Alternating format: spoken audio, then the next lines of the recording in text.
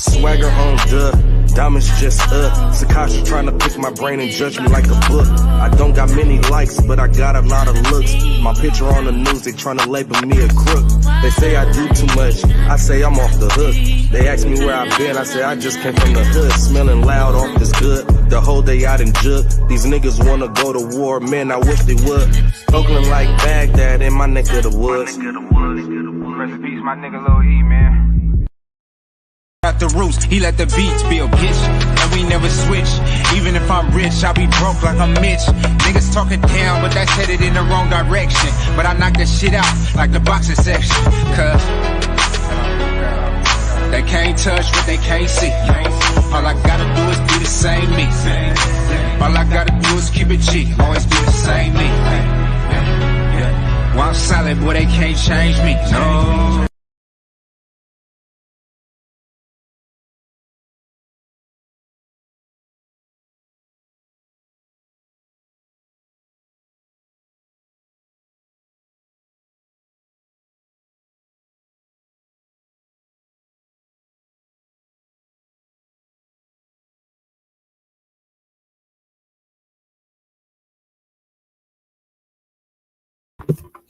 What's going on? What's going on, man? We live from the boxing section, man. What's going on? What's going on? Listen, man, we got a good show tonight, man. We're going to talk about weight loss. We're going to talk about this weekend in sports. We're going to talk about a few things, man. Shout out to my dog, Phil J508. Shout out to my dog, Jalen, man, of course. Shout out to my dog, Mark Nash. What's going on, fellas? How y'all feel?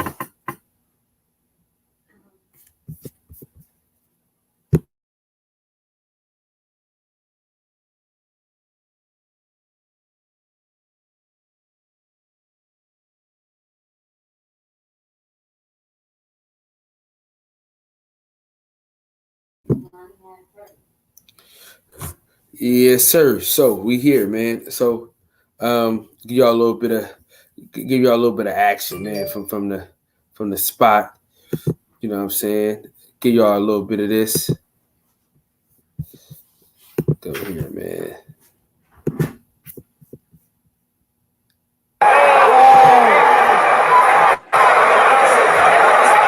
Yeah, go to that body. There you go. Go to that body. And you can hear Iron Will in the background.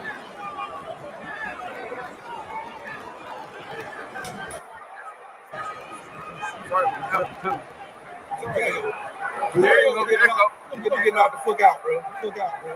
And then there you go. Let Jackson know. Jackson, you gotta get off the fuck out. I'm telling y'all, jab to the body is gonna work every time. Jab everybody drop his hand. Drop his hands. Drop his that one, two, that one. Like you did. There you go. There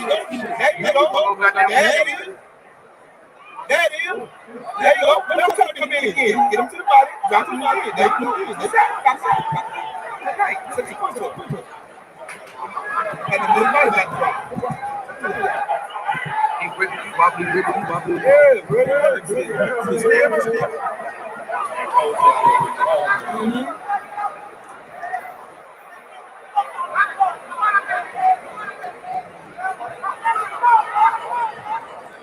Go back to your body. Don't change it. Go to the body. Go ahead. That's all you gotta do, man.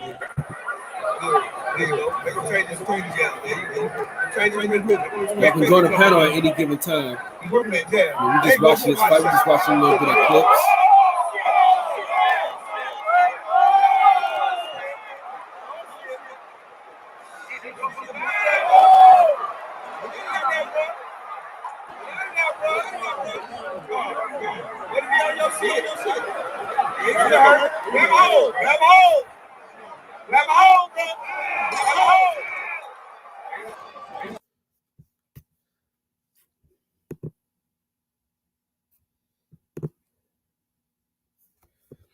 Man, I'm waiting on some more of these clips to download, man.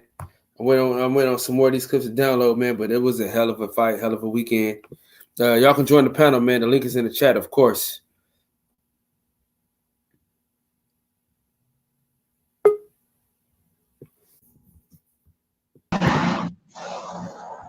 What's going on, OG? You Nick Don. What's up, Queen? What's going on with you, Pimpin'? What's the word? Man, you know, we just Sorry, going bro. through, you know, we just going through the going through the fights. The oohs and the ahs. Yeah. The oohs and the ahs. Before I forget, hold on, OG, hold on. Before I forget, let me go ahead and do this real quick.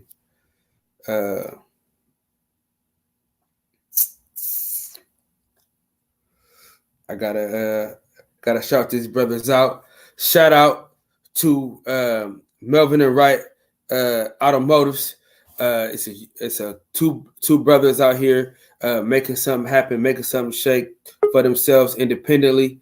They have a used car company, and I just got me a car from them, man, and it's a smooth ride. It's a Camry. I like what I got. I like the decision that I made today. Shout out to them boys, man, for doing the work that needs to be done to create generational wealth.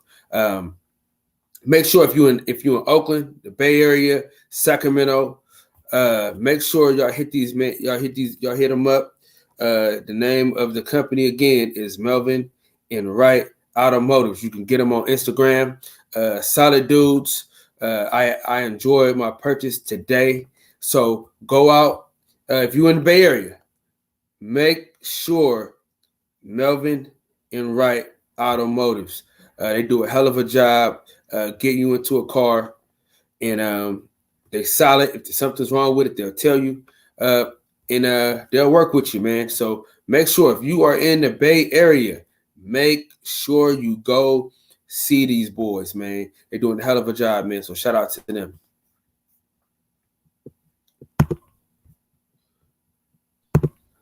What's up with the OGs, man? Santos, my man. What's up, Shem? Same shit, brother. Different day, man. What's up, Cal? Oh man, you know how we do. Yes, sir. Man, actually, I'm on that bad highway that I run into every night. So in a few minutes, I'm gonna be checked out, and then I have to come back in. Okay. So until then, we'll chop it. In the meantime, in between time, huh? You get your thing, and I do mine. I mean, you do your thing, and I do mine. So what's the topic, Kyle? Oh, we was gonna finish off where we started at earlier, so we just waiting on Eli Zachary to pop up so y'all can have y'all good old debate. I'm waiting on a couple of these videos to download to my Google, so I can, show a little bit of what was done, and you know what I mean. I thought I had the Lubin when he dropped Rosario, but I don't think I got it. But I got when Tank dropped Barrios. Yeah. You would have that now, wouldn't you? Oh yeah. You know that. You was wrong as hell, so it's always good. Make fun of you every Always now and good again. to rub it in, huh? Always good to rub it in. Oh, you know it. You hey, know man. it. Hey, Mark did y'all hear Nash, that call? Did y'all hear the call earlier? Where brother said he had rented an Airbnb at the fights. Yeah, man, let's not bring that up. Let's not even bring that up.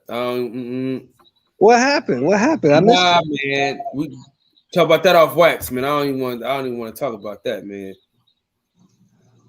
Let's keep the good. Let's keep the positive vibes going. Oh, baby. somebody tripped out. Okay, somebody tripped out. Yeah. Let's keep Well, it wasn't publicized, so it's no big deal. He's already there. Already done deal. Yeah, that's the good thing about it. It wasn't publicized. Like the other little incident wasn't publicized, and that's beautiful. Our people look good.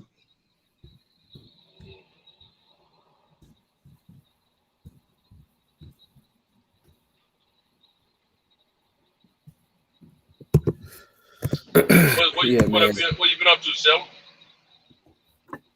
Shit, rested, man. Got back home and my motherfucking windshield is cracked. I don't even know how I did it. She say she don't know how it happened, so it don't really matter.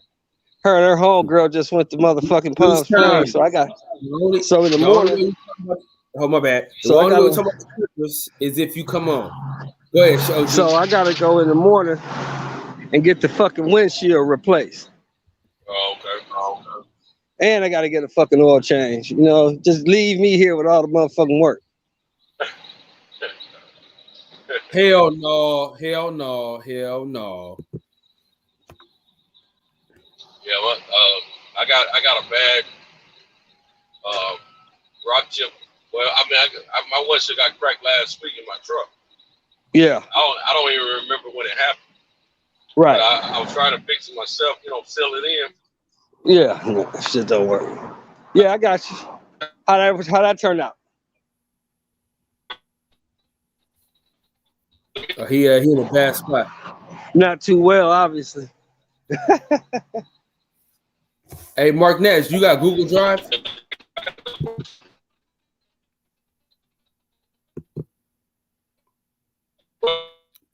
Mark Nash? Yo, what's poppin', my G? How yo? What's going on? What's going on, big dog? How you feel? Oh man, I'm sending it right now. Should pop up. I'm sending it through WeTransfer. I got a Google Drive, but I got a lot of shit up there. You know what I'm saying? So I ain't really got a lot of space. But I just sent it through WeTransfer. So let me know when you get it.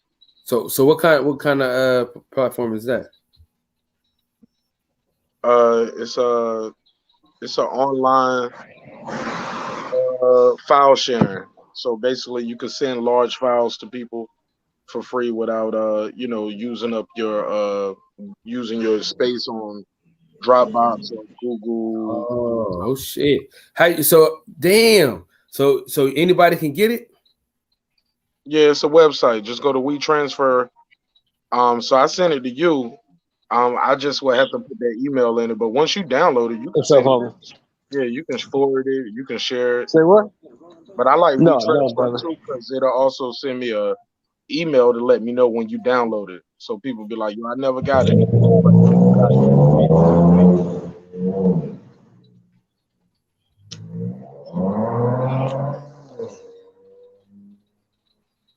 I thought I had something else from you, but it seems all I got though is that. I guess the Steven Espinoza thing is on your phone.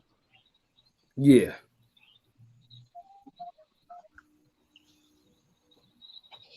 But I interviewed Luis Cuba Arias today, and we talked for a good minute. I had him 35 minutes. Who'd you talk to? The guy who beat Jerry Hurd, Arias. Okay. You just hit him up on a DM? Yeah, the interview you got, I just got a longer version of it. Chopped it up with him today. You hit him up with it, huh? You hit him up on Instagram? I'm gonna bang back in from my laptop, yo. All right, for sure.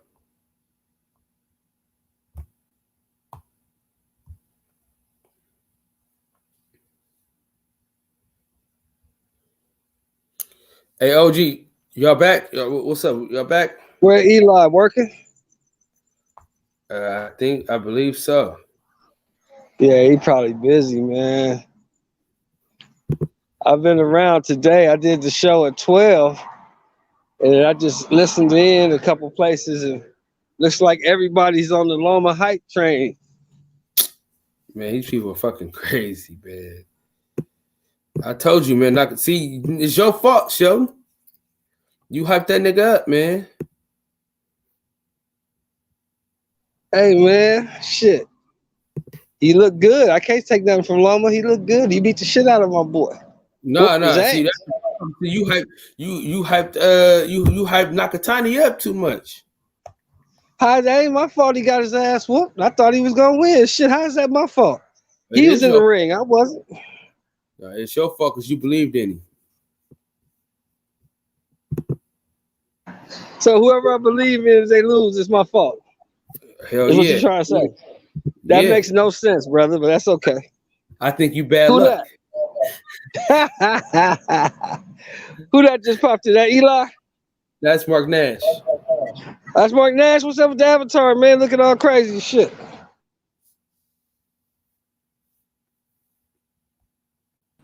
Oh nah, that's my new thing. I be switching the avatars out.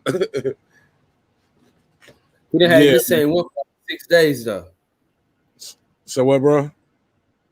I said you done had the same one for like 6 days though. I always see this. Yeah, this my one for your show over here. Oh, okay. Why that one? You know, Mike Tyson Customato is classic. You know, you should just make it Leonard Ellaby since you ride so hard for the nigga. Nah. Don't do Wow. that. Here we go again. Wrong, Kyle. But you're right. I can't tell you enough. You're wrong, but you're right. Your perception is your reality, my brother. So I can't tell you you're wrong. I'm just saying that nigga. I'm gonna start Ellie setbacking niggas, man. I'm gonna keep this shut the camera right in their face and shit.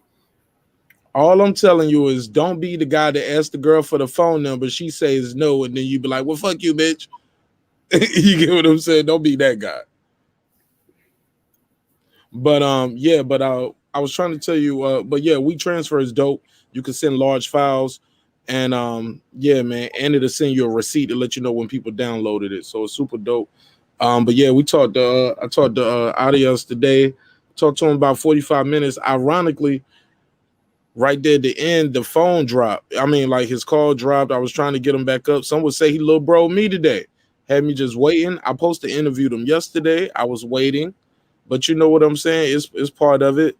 And you know, you gotta take the good with the bad. Some people gonna always be on time. Some people gonna be late. They gonna reschedule and be late again. Phone gonna drop and they ain't gonna call you back. You know what I'm saying? Like, you did an audio interview? No, I'm just saying, like, his phone dropped. Like, we did it like this, but he was on a phone, not a laptop. You feel me? Mm-hmm. So yeah, so he couldn't, you know, and I waited on the StreamYard because I didn't want to end it, because you know, if you end it, you gotta start, you know what I'm saying? I would have to send him a whole nother link. So I just wrote it out, pause, and we just out there grinding, man, waiting for him. He never been back in. Finally, he been back in, was like, nah, he hit me on the DM, was like, yo, my phone died. I said, I get it. I said, do you got enough time now to, you know, wrap it up, because it did end abruptly. And he never replied, but I saw he saw the message though. So I ain't tripping though. I got a good little amount in it. I didn't get my drop at the end, but definitely had like a 45-minute conversation. I didn't get to his answer on the last question, so it is what it is.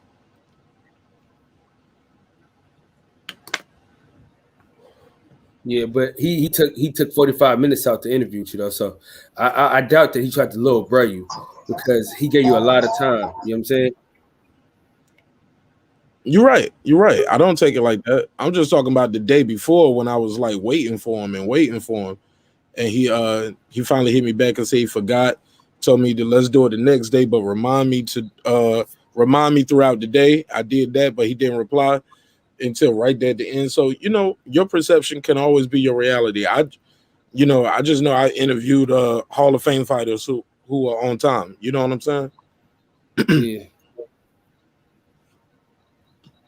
But I ain't tripping though. It was a great interview. We got a lot of good conversation in. You know, I talked to him about Glovegate, talked about the Herb fight, his origins, talked about getting with Mayweather, breaking up with Mayweather, getting back with him, Rock Nation. Yeah, man. We talked about we had a good conversation, man. So it's you hit him on a DM or what? Mm-hmm. You know it. That's what's up. Yeah, man.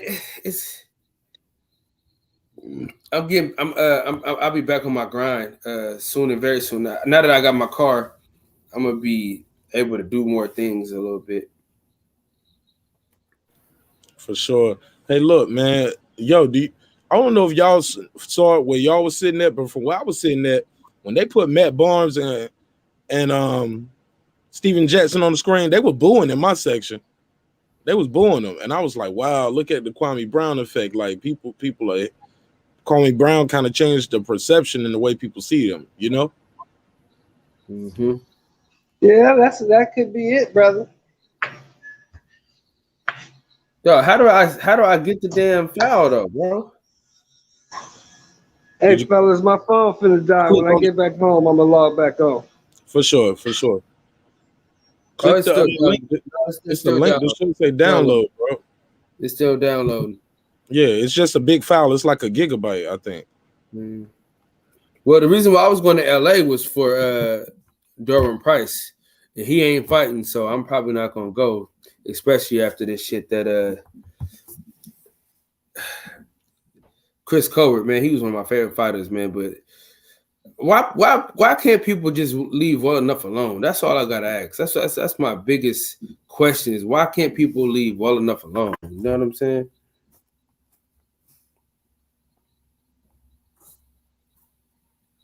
Mark Nash. Oh shit! I'll speak on it briefly. I don't know, man. I'm gonna ask you. I want to put a question back to you. Do you guys think he was just trolling? You think he was just promoting his event, or do you guys think he really feels that way? I don't know. I just didn't like it, man. I just didn't like it, bro. You know what I mean? I just didn't like it, man. I'm gonna be honest with you. I didn't like it. I really didn't like it. You know, he could have just framed shit better. It just seemed like I don't know, bro. That's that New York shit though. So that's probably what it was. It probably that's that New York shit, man. Yeah, man. I'm gonna say it like this though. He definitely got a lot of eyeballs on him. A lot of people gonna be watching him this weekend to see how he performed. Because let's be clear, there's no way he's ever gonna fight Wilder. You know what I'm saying? So when I hear these guys often say things about guys that they never gonna fight. I remember Tank was talking and had problems with the Charlos, and they was going back and forth at one time, and I'm like, y'all never gonna fight because of the weight. So. But what does happen in that situation is you put more eyeballs on you, and people want to either root for you more or they're gonna laugh and watch you fall. You get what I'm saying? Yeah, that's a fact. And I think he kind of hurt his fan base because he's splitting his fan base when you say things like that. Guys that like you and root for you.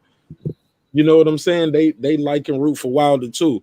And there's one thing, because I've interviewed trainers, coaches, fighters, current and past, and when I talk, and I always ask them their opinion about this Glovegate shit, because this is one of the biggest shits that's happened in the last couple of years, and it ain't going away. I mean, over the last year, and it ain't going away. You know what's crazy though? I just want to say this one part. I just want to say this one part. A lot of people, when they give their opinion, they still are respectful. Whether they agree, they disagree. Many have disagreed because they ain't really say no evidence what they say. But they still don't go as far as the young man went. You get what I'm saying? Sometimes you can go too far in trying to make your point. And I think he could have went a little too far trying to make his point. I don't know if he was trying to be polarizing. It definitely worked. But he's splitting his fan base up. But hey, man, he's definitely gonna have extra eyeballs on him this when he fights this week. It's this week, right? This week? Yeah, this weekend. Yeah, he's gonna have more eyeballs on him this weekend than he would have had if he didn't say this. So, in my opinion, I could be wrong though. Or he could have got way more fans by saying Wilder go knock that nigga the fuck out. You know what I'm saying? I just don't understand people, man. You know what I mean? Like, I'm not going for people that don't look like me if they fight somebody that look like me. I'm just saying. I'm just not doing it. That's just me. You know what I mean? Shout out to my dog Cam in the crib, man. What's happening, Cam? That shit do, man. Man, you know, another one like the other one, same superheated. Yes, sir. Yes, sir. Mark Nash, Centos, what it do, man? What's up, Cam? How you doing? What's up, Mark? What's popping? What's popping? Cam sound like he on some lean. No, I'm just saying. That nigga always Tell sounds like he leaning in. Tell me you ain't on that lean, but you are lean, ain't you? Oh yeah, I'm leaning back for sure, man. I'm reclining from everything. Nigga, stay high. I ain't mad at you. Come on, bro. Don't be telling my business all across the whole internet. Hey, man, he might be out of just doing It ain't like you high on dope, man. Everybody smoke weed. Hey, homie, I ain't here. Like I said, he smoked dope or something. Calm down, man. Quit saying my name over the phone, man. Nigga said, hey, don't say my name, homie. Nigga said, Stacy. Oh, man.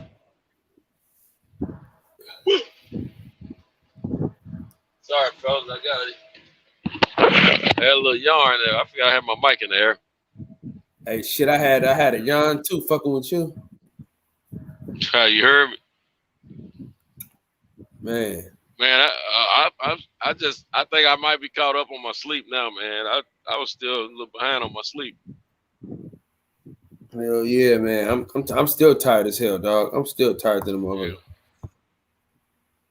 I'd like to get tired again if I could at a nice weekend like I just had, you know, and enjoying myself. You know, with boxing just do something to me, man. It's like a high for me, man. I just can't. There can't be no wrong when I'm going to a boxing match, man. I can't. I mean, it could be some wrong happening, but I can't. It doesn't affect me anyway. And what are you referring to? Huh? I said, what you referring to? I'm just saying, man. I'm when it come down to boxing, man, it's such a high for me. I love it that much that there's anything that goes wrong doesn't affect me in a negative way. I block it out because I'm still high from, you know, being at a boxing match. Even I'm sometimes it's like that for me when I'm just watching it at home, man, depending on the magnitude of the fight. So, you know how Steve Harvey said, white folks have wonderful weekends. A boxing match is a wonderful weekend for me. Wonderful. Yes, sir. Love it. Love it. Yeah, man. Outside looking in, I loved it, man. I was watching everybody. I was up on everybody's timeline. Shit, I knew y'all was having fun because y'all wasn't posting enough. Yeah. That's the fun. I tried to watch Mark Nash story. I'm like, man, Mark ain't posted nothing. So you trying to pay attention and get what little footage you can. I didn't think I was gonna videotape anything or photos because of the fact that I don't want to miss anything. But I was looking through my phone whenever I was videoing. But man, I tell you, man, it was a spectacular event that we experienced this past weekend. To see our people in the light that we saw them in, man, it was wonderful, man. Just joy to my heart, man. I love that stuff, man. Yo, man, it was people around me at the fight. I ain't gonna lie though. Some of them were doing the most. Yeah. They was doing the damn most with the ad libs. Hit them. Oh, yeah. I'm like, that's what they gonna do. They gonna hit each other. Yeah. Get out the way. He's trying.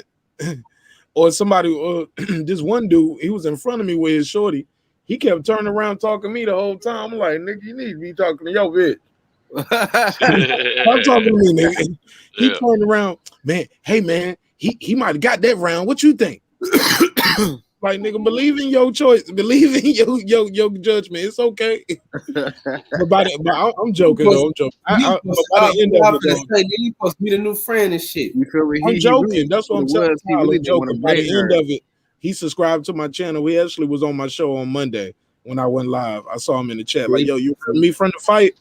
I was like, not really, but you just the avatar now. But I remember talking to somebody at the fight. But he was super dope, super cool. But it was this lady though, man. She was like, "That's my baby. Stop hitting my baby." Talking about Barrios hitting Tank. But like I said, bro, her voice carried, bro. She sounded like your mama telling you, get up for school in the morning. She had one of those voices, and she just wouldn't let up all night. And I'm like, yo, you got to take the good with the bad, because she definitely paid to be in this bitch, or somebody paid for her. Yeah, man. What up, DJ? DJ. What's going on, fellas? How we feeling tonight, man? There's my homie. There's my homie, DJ. I'm feeling good because I can hop off now. You know what I'm saying? Shout out to man, you just got on, man. You ain't been on a hot 40 seconds. 40 minutes Kyle yet, getting man. lazy with this shit. He get on about how long you been on here? 30 minutes, man. 33 minutes and 7 seconds. First of all, it's an hour. Okay, you don't even wait for it to fill up. Huh? I said you don't even wait for it to fill up. I do, man, but y'all niggas see. Let me explain something to y'all niggas. Y'all don't understand what the fuck I be having to deal with and shit. All right, so I already got to wake up at 4 a.m. and fuck with them standbys. Cam, you already know about them fucking standbys. I don't even know why you 4 a.m. Shit, the day half gone. What you mean? The day half gone at 4 a.m. Yeah, what, bro? I'm up at 4 a.m. watching other niggas sleep. You know how hard that is? I gotta watch this motherfucker sleep and shit. Y'all motherfuckers don't understand that shit, bro. I gotta watch this motherfucker sleep. You know what I'm saying? Dead, and I gotta stay up and shit. Kyle, I'm gonna tell you right now. Tall caramel mocha with caramel drizzle. Telling you, works wonders, bro. 2 shots of espresso. Ain't shit open at 4 a.m. 2 shots of espresso. He'll be right back. Son, I'll be wired. You hear me? Kyle, look, talk to us about your weight loss journey, man. Like I saw it on the thumbnail. I definitely want to hear about it before you go. SF City Silk, salute to you, my brother. Yeah, man. I just been busting my ass, man. As far as it pertains to, as Fred would say, as it pertains to eating healthy, I just been eating right, bro. That's really what I've been doing. I'm about to work out tomorrow a little bit, just so I can just so I can get my shit together, keep it down. But yeah, I just been eating healthy, man, eating right, man. Shout out to my wife. You know what I'm saying? She is my meal prep goddess. You know what I'm saying? She puts all the food together, man, from the tortilla wraps, you know what I'm saying, to chicken and the tuna and shit. She makes the chicken bowls, she makes the pineapple bowls for me and shit. You know? So do you think like not eating out like while you at work and like eating out the vending machine or eating fast food, you think that helped too, or did you add things to it? Like when you say your diet, like what exactly did you stop eating and what did you start eating? Well, it was a lifestyle change. That's what I call it. I don't even call it a diet. I call it a lifestyle change, because in order for it to work, it has to be a change in your life. So basically, I was a pork eater. I ate all the pork in the world, red meat. I ate steak, lamb chops. You know what I'm saying? Whatever. You know what I'm saying? I got rid of both of those things, right? I got rid of bread for the most part. I do eat bread every now and again, but for the most part, I don't eat it at all. Cut out the bread. I cut out sweets for the most part. So I get a little pie, right? The little baby bean pies. I cut it in half. I eat one slice Saturday, the other slice on Sunday. I've been eating a lot of chicken and seafood. Those are my things that I do. I haven't been eating a lot of sweets. I stopped eating really late at night. So no carb diet is really how I live. low carb to no carb diet is pretty much the game. Chipotle, black beans, veggies, and brown rice. What about chocolate syrup? None. I ain't been using no chocolate syrup, man. I gotta keep it healthy and shit. Okay. Now I will do it. Now I will do it on a special occasion. For sure. You know what I'm saying? My nigga. You know, eat a booty set for life and shit. You know what I'm saying? No, but on a serious note though, man, changing your lifestyle is the biggest part. Changing the way you eat, the times that you eat, how much you eat, what you eat.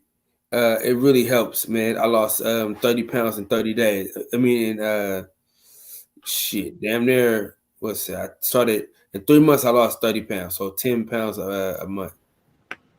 What did you do to curb your cravings? 'Cause I'm sure you still had a craving for certain things. I'm sure you still smelled it just walking around, seeing other people eat, just living life.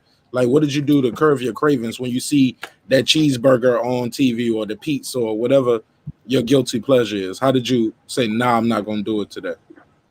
Best Puge, what's going on, man? Join the panel. Willpower. I'm gonna show. Matter of fact, I'm gonna show you what I did.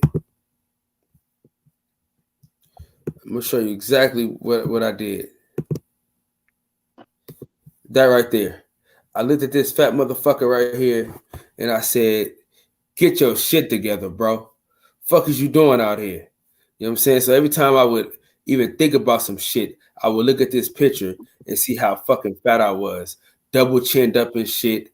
You know what I mean? Just out of shape. I ain't never looked at it in my whole entire life, man. So looking at that picture, I would just go back to that picture and say, man, you got to get your shit together. And I got willpower, bro. You know what I'm saying? I got willpower, fam. I'm not going to lie to y'all niggas, man. Motherfucker really can't peer pressure me to do shit for real.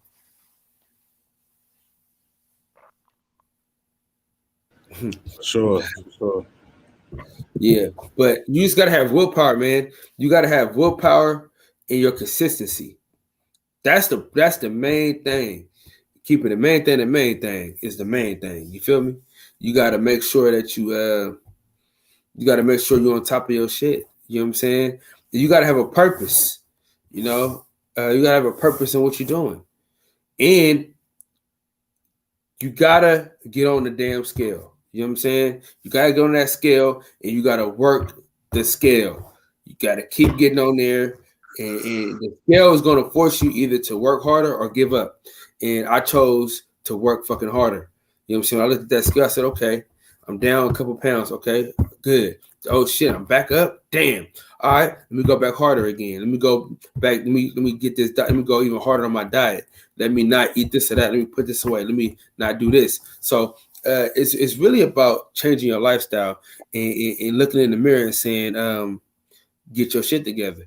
You know what I'm saying? That's what it was for me. It was about being consistent. And you can ask DJ in OG show when he come back on, man. I kept that same I cheated a little bit when I was in Atlanta, but I didn't eat no pork. I didn't eat no beef. You know what I'm saying? So I kept them same principles, man. And played over them wings. Go ahead, tell it. Come on, somebody. Them wings was ass cheap, bro. Them wings was ass cheap. Them wings was fucking terrible.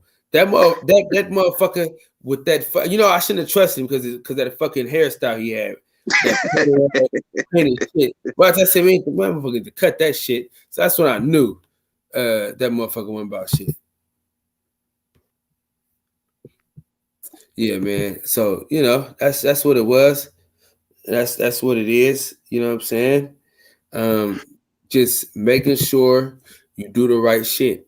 Cause Cam seen this shit. Cam see this shit. He seen it up close and personal and shit. You know what I'm saying? He seen when I was skinny. He seen when I first started when I was skinny. He seen the evolution of me getting fat when I had my son. He seen me lose that weight. He seen me gain this weight back and shit. But yeah, man. So consistency is key. And knowing that, man, I gotta lose this shit, man. You know what I mean? Yeah, I was too short. Like DJ, he a big dude, but he taller than a motherfucker. You know what I'm saying? I was short, fat, and looking dumb. You know what I'm saying? So I had to get my shit all the way together, man. And I'll be honest with you. Hold on, Kyle. Let me address this real quick. Hey, Mark. Don't ever tell me in my life I'm a 5X again, man. Mark said BRB. He might not. Oh shit, I ain't see it. He said BRB in the private. Get on his ass when he get back. Yeah. So Never try to play me like that again. Oh man. Hey, I'm gonna be honest with you, SF. I don't even drink that much water, bro. I'm keep it a band with you. I'd probably drink like a couple bottles of water, and I gotta have shout out to Mio. I gotta have that Mio. Mio is key for me. I gotta have the Mio, dog. I gotta have the Mio. You know what I'm saying? Commercial. You feel me? I'm keeping it up, but I got to have that Mio, dog. We need you to drink more water. Huh? I said we're gonna need you to drink more water. 2 bottles ain't enough. I swear to God, man, you better start drinking that water, man. But yeah, that's it. I'm gonna step my water intake up, man. But it's fucking nasty. Water is fucking nasty, dude. I'm gonna just keep it G. Y'all can say whatever the fuck y'all want, man. From the bottle. How is water nasty? That shit's fucking nasty, bro. It has no fucking taste. It's just fucking water, man. Dude, fuck water. Water tastes like liquid. Water is absolutely. See, you've never had a liter. You've never drank a liter of smart water before. I could tell, man. That shit is absolutely. I had smart water. I had the Fiji water. I had it all, man. The shit, man, delicious. But it got to be room temperature, though, bro. See, y'all on that other shit. I feel you. It's easier to drink warm water than cold water. Yeah. Man. Like room temperature water. Hell no, I need that ice in my shit, man. I need my shit cold. Oh man, no, you gotta drink it room temperature, man. Real water drinkers know. Cam, no. Real water drinkers know that room temperature hit different. Why you said, man, motherfucker, bunch of salt. Why you didn't eat it cold?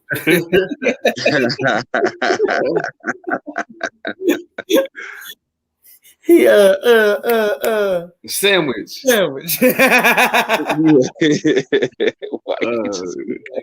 Why he just didn't eat it cold? You know what I'm saying? Yeah, man. Shit, I ain't had that shit cold, cousin. See, it's the sweets for me, man. They just be calling me, man. They just be calling me, and I gotta go to it. Man, I'm gonna keep it a buck. Cam, no. Cam, listen. Cam is one of my closest friends at the job, and probably like shit. Period. That motherfucker, he know. We used to go to his house and watch the fights and shit before I moved hella far. Nigga, we used to eat what the fuck ever. We used to watch the games at work. Oh no, I ain't gonna incriminate myself. I ain't gonna. Man, fuck that. We used to sneak into these rooms and shit and watch these football games, nigga. Eat hella shit. My wife used to do plates and shit. Man, she cooked her fucking ass off, man. Shout out to my motherfucker. Man, call this woman, man. I swear to God, that's why every time I hop in the gym, start talking about trying to lose weight, man. My wife started cooking all my favorite dishes, bro. So I'm convinced this a conspiracy against me. Yeah, I mean, she cooked her ass off, man. I'm telling you. I'm telling you. You know what I'm saying? She probably sleep right now. She probably sleep. But that motherfucker, she cooked her ass off, dog. I'm gonna keep it 1,000 with you. She cooked her ass off, man. And man, speaking of fights, bro, so you going to see, man, Lil B Hop this weekend after what he said today? I mean, I don't really. I'm not in a rush. I just bought a new car, so I'm kind of broke right now. Big flex. No, it's not like new. It's, a little something to get by. I feel you though, man. Oh, Jeezy, what's going on? The Sweet Science Examiner. Join that panel, Sweet Science. By the time I get a new one too, I've had the same car for 10 years. Oh, the SUV? Yeah. Yeah, I got it pretty much brand new when it came out. That's the 2011. It was a graduation present. Hey, SF City Slicker, I'm gonna keep it a G with you, right? when I was doing my wrestling shit, and I had gained a little weight, nigga, I lost 13 pounds in a week, nigga. Just doing a no carb diet and just doing hella cardio, hella sit-ups and shit like that, bruh. Nigga, I went hard. My wife made salmon and asparagus every day. That's all I ate every day, salmon and asparagus, and drank hella water, hella meal. Now at that time, when I was getting back into wrestling, when I was doing the wrestling shit, I was losing weight like a motherfucker. I was working out every day and shit. I was losing weight like a motherfucker. But yeah, man, it's really what you put into it, man. You get what you put in, and that's the facts of the matter, man. And y'all motherfuckers did it again, you pieces of shit. I didn't know you wrestle, motherfucker. Yeah, I used to do the WWE shit. Wow, okay. I used to wrestle too. I mean, you know what I mean? I used to get down too. They used to call me the Worm. I wish I'd known that. I'd have grabbed your leg while we were down there in Atlanta. So you should try to get you in trouble what you got. I would have wiggled out of it. You know what I'm saying? You know what I'm saying? Hell yeah. Well, listen, guys. It's the OG Skybox anyway. You know what I'm saying? So Centos need to get his raggedy ass from that raggedy ass area back to. Man, I'm on here, man. Listening to you talk about your journey. Hey, DJ. What's up, man? Man, you should have grabbed him. I didn't know he wrestled either, man. He can't wrestle. He's talking about WWE, y'all. Don't listen. It's the way me and my cousins do each other every time we see each other. We ain't seen each other in a long time. Come here, let me see where you at. I ain't got time to wrestle with you niggas, man. Shout out to my dog Jay Dixon, man. What's going on, big dog? Hey, I ain't gonna be wrestling with you niggas, man. Wrestling. And believe it or not, Kyle, I'm the smallest one. So they always fuck with me. Yeah. Hey, man, I got what we got to do? We forgot to get our money, man. Cal, man, you didn't see Keith Thurman down there? I never did see him. Like, you were down there? I don't think he was there. Yeah, we should have picked him up with somebody. There wasn't nobody else down there had this kind of paper that we didn't like. Nah, it wasn't nobody. Well, I'm pretty sure we could have got a smooth lick off AB though. He might be a little bro. You know, I think he paying a little money out of it. Man, they be all right, man. Yeah, he hiding that money. AB got that. I didn't want to put him in the news like that though. Nah, I mean, what? He got kids, man. We gonna leave him alone. AB got about 5, 6 First of all, you already know, nigga. I'm an Adrian Bronner apologist, bro. Y'all know that, so I'm not fucking with AB, man. AB is all right. They need to get that man a fight, bro. Did y'all watch any of his videos? He looked real stoic almost. You said he what? He looked just, I don't know, I don't want to say sad, but he just looked like. Nigga, you don't know what stoic mean, nigga? No, he I didn't hear the motherfucker. Yeah. Just almost emotionless. Yeah. Did y'all watch any of his interviews?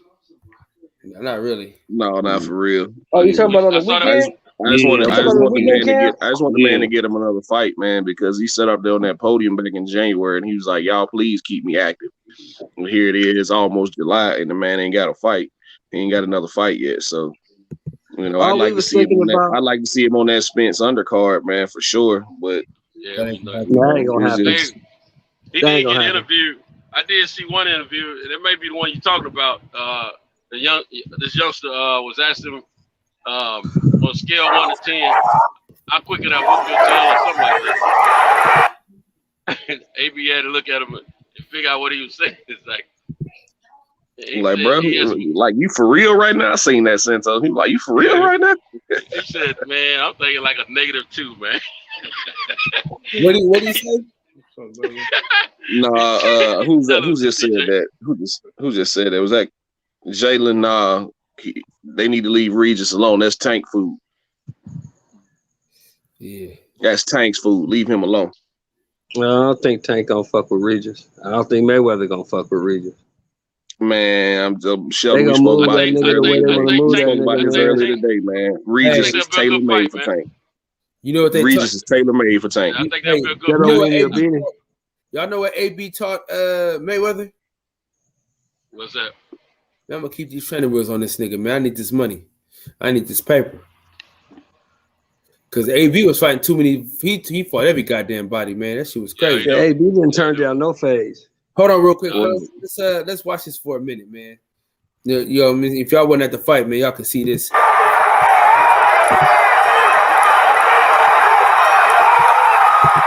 Left hook.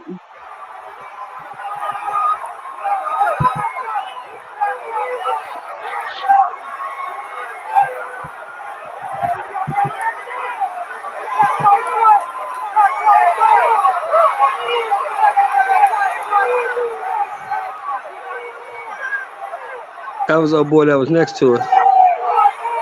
Yeah. Let's go, Tank.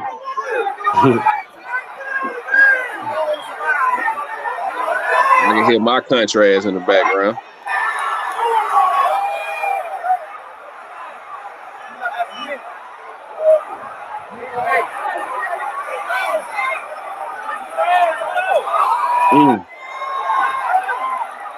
That's my daughters right there.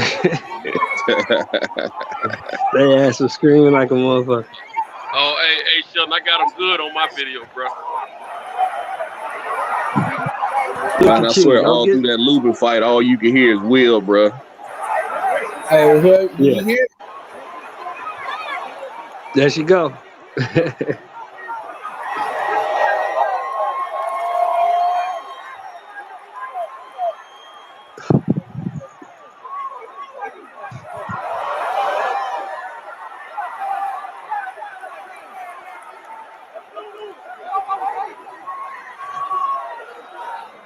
Man, just the snap on Tank's punches is incredible, man.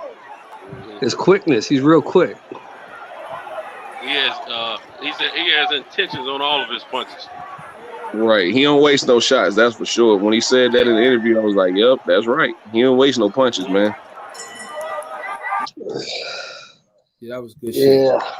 All right, man. Well, listen, man. We in the skybox right now. You know what I'm saying? We're in the OG skybox. So I want to ask the OG something. I'm gonna give y'all something. I'm gonna drop something for y'all to cook on, and y'all just make it shake. I know OG Sheldon. I know his stance on this, but I want to get y'all stance on this.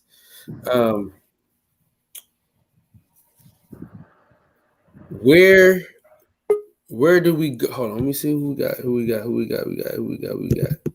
Oh, OG Tank. Okay. The skybox is officially official. All right. I want y'all to cook on this, man. Shout out to Tank, man. He had the best saying for black folks that love Tyson Fury. Go ahead and tell him, Tank.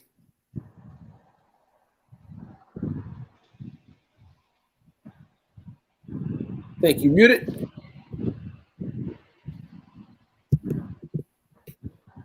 He came in here muted than a motherfucker. Well, listen. How do y'all feel about Chris Colbert's stance? Do y'all think it was out of bounds? No, he stated his opinion. He stated his opinion, man. That motherfucker young. So he don't give a fuck. OG, hold on real quick. So we're gonna go OG Sheldon. We're gonna go Santos, DJ, and then we'll go from there. And then right. We gotta stop with this. And then we'll go just after. We got to stop with this trying to correct motherfuckers' thought processes and their opinions, man. Everybody's allowed to have an opinion. Just because the opinion don't agree with what you agree with, you ain't got to try to start shitting on the nigga. He this and he that. The nigga got a different opinion than you. He stated his opinion. That's all he did. So, you know, we got to stop being so goddamn sensitive, man. This ain't no motherfucking tiddlywinks or tennis, nigga. This is boxing. He got a different opinion than everybody else. It's like I got a different opinion. DJ got a different opinion. You got a different opinion. Stop getting mad at a motherfucker for having an opinion. Santos? Man, I have to defer because I didn't see the interview, man. I don't want to speak on something before I know what the subject matter is about. I've been hearing about it, but I haven't had the opportunity to check it out, so I'm gonna defer to the next brother. My stance is this, man. He has an opinion. He's entitled to that opinion. But if he really feels like Tyson Fury is better than Deontay Wilder, he's allowed to say that. If he believes Manny Pacquiao can beat Errol Spence, he's allowed to say that. We can disagree with him, but at the same time, I'm going to keep that same energy if Devin and Shakur ever get their hands on him. I think they'll dog walk his ass around that ring for 12 rounds. He might not like to hear that, but that's just my opinion. So that's just, and I just want to throw this out there too. Like, we're not going to use the excuse that he's young and he don't know what he's saying, because Devin is young and he don't say goofy shit like that. So we're gonna throw that excuse out there. No, he either he really feels that way or he's just regurgitating things he's heard on the internet. Hold on, fellas. Hold on. Hold the fuck up. Hold on. Let me. That nigga said that Errol Spence is gonna lose to Manny Pacquiao. Oh yeah, he went completely against the grain, bro. He picked He picked Manny Pacquiao. He picked Tyson Fury. Then he started repeating a lot of things that H Money says on his channel when it comes to Deontay Wilder and Tyson Fury. Hey, listen, you can feel that way if you want to, man. Just like I can feel like Devin and Shakur will beat the fuck out you if they ever got in the ring with you. So just understand that everybody has an opinion. Yo, I don't use the excuse that he's young. Yeah, he said that, man. He said that. Kyle, hold on, Kyle. Why are you so offended? Because the man got a different opinion. That's that bullshit, bro. Why are you so offended? Hold on. I'm gonna tell you why. Tell me why. Let me tell you why. So you gonna pick both the black fighters to lose, my nigga? Both of the two biggest stars in boxing. They happen to be black, and and both of them gonna lose. You don't. None of them got skills. He didn't say that. That's not what he said. What did he say? He said that in his opinion, Manny Pacquiao is better than people think. Manny Pacquiao is fast. Everybody he's talked to in boxing said that motherfucker fast and he hit hard. He's taking Pacquiao. There's nothing wrong with him saying that. You could disagree with it. There's nothing wrong with him saying that. Who the fuck are we to tell a motherfucker how to think and what to say? You out of pocket with that. I guess so. I ain't fucking with him. I ain't fucking with that. Yeah, like I said, I disagree, but you know, just like he'll disagree when I tell him about some shit like that. That's what he feels. I mean, that's what he wants to say. I mean, yeah, if that's what he feels. We gotta stop being so goddamn sensitive, and all of a sudden, the motherfucker's a piece of shit because his opinion differs from yours. That's the weirdo shit. A piece of shit. I'm just saying. That's what you're saying, though. You mad talking about, oh, why you say that shit? He picked both. That's his opinion, man. That's his opinion. I don't gotta stop being so sensitive, man. I ain't gotta agree with that bullshit. I'm just saying. It's some bullshit. Nobody said you had to agree with it. But you're getting all riled up and upset over a man having a different opinion than you. That's out of pocket, homie. Listen, man. I'm gonna tell you like this, man. I'm telling you like this. I'll put some money up on him. I'll put some money against it. That's what damn show. Well, call the nigga and tell him. Look. Go ahead, man. Mark Nash, I got a bone to pick with your ass, but go ahead, man.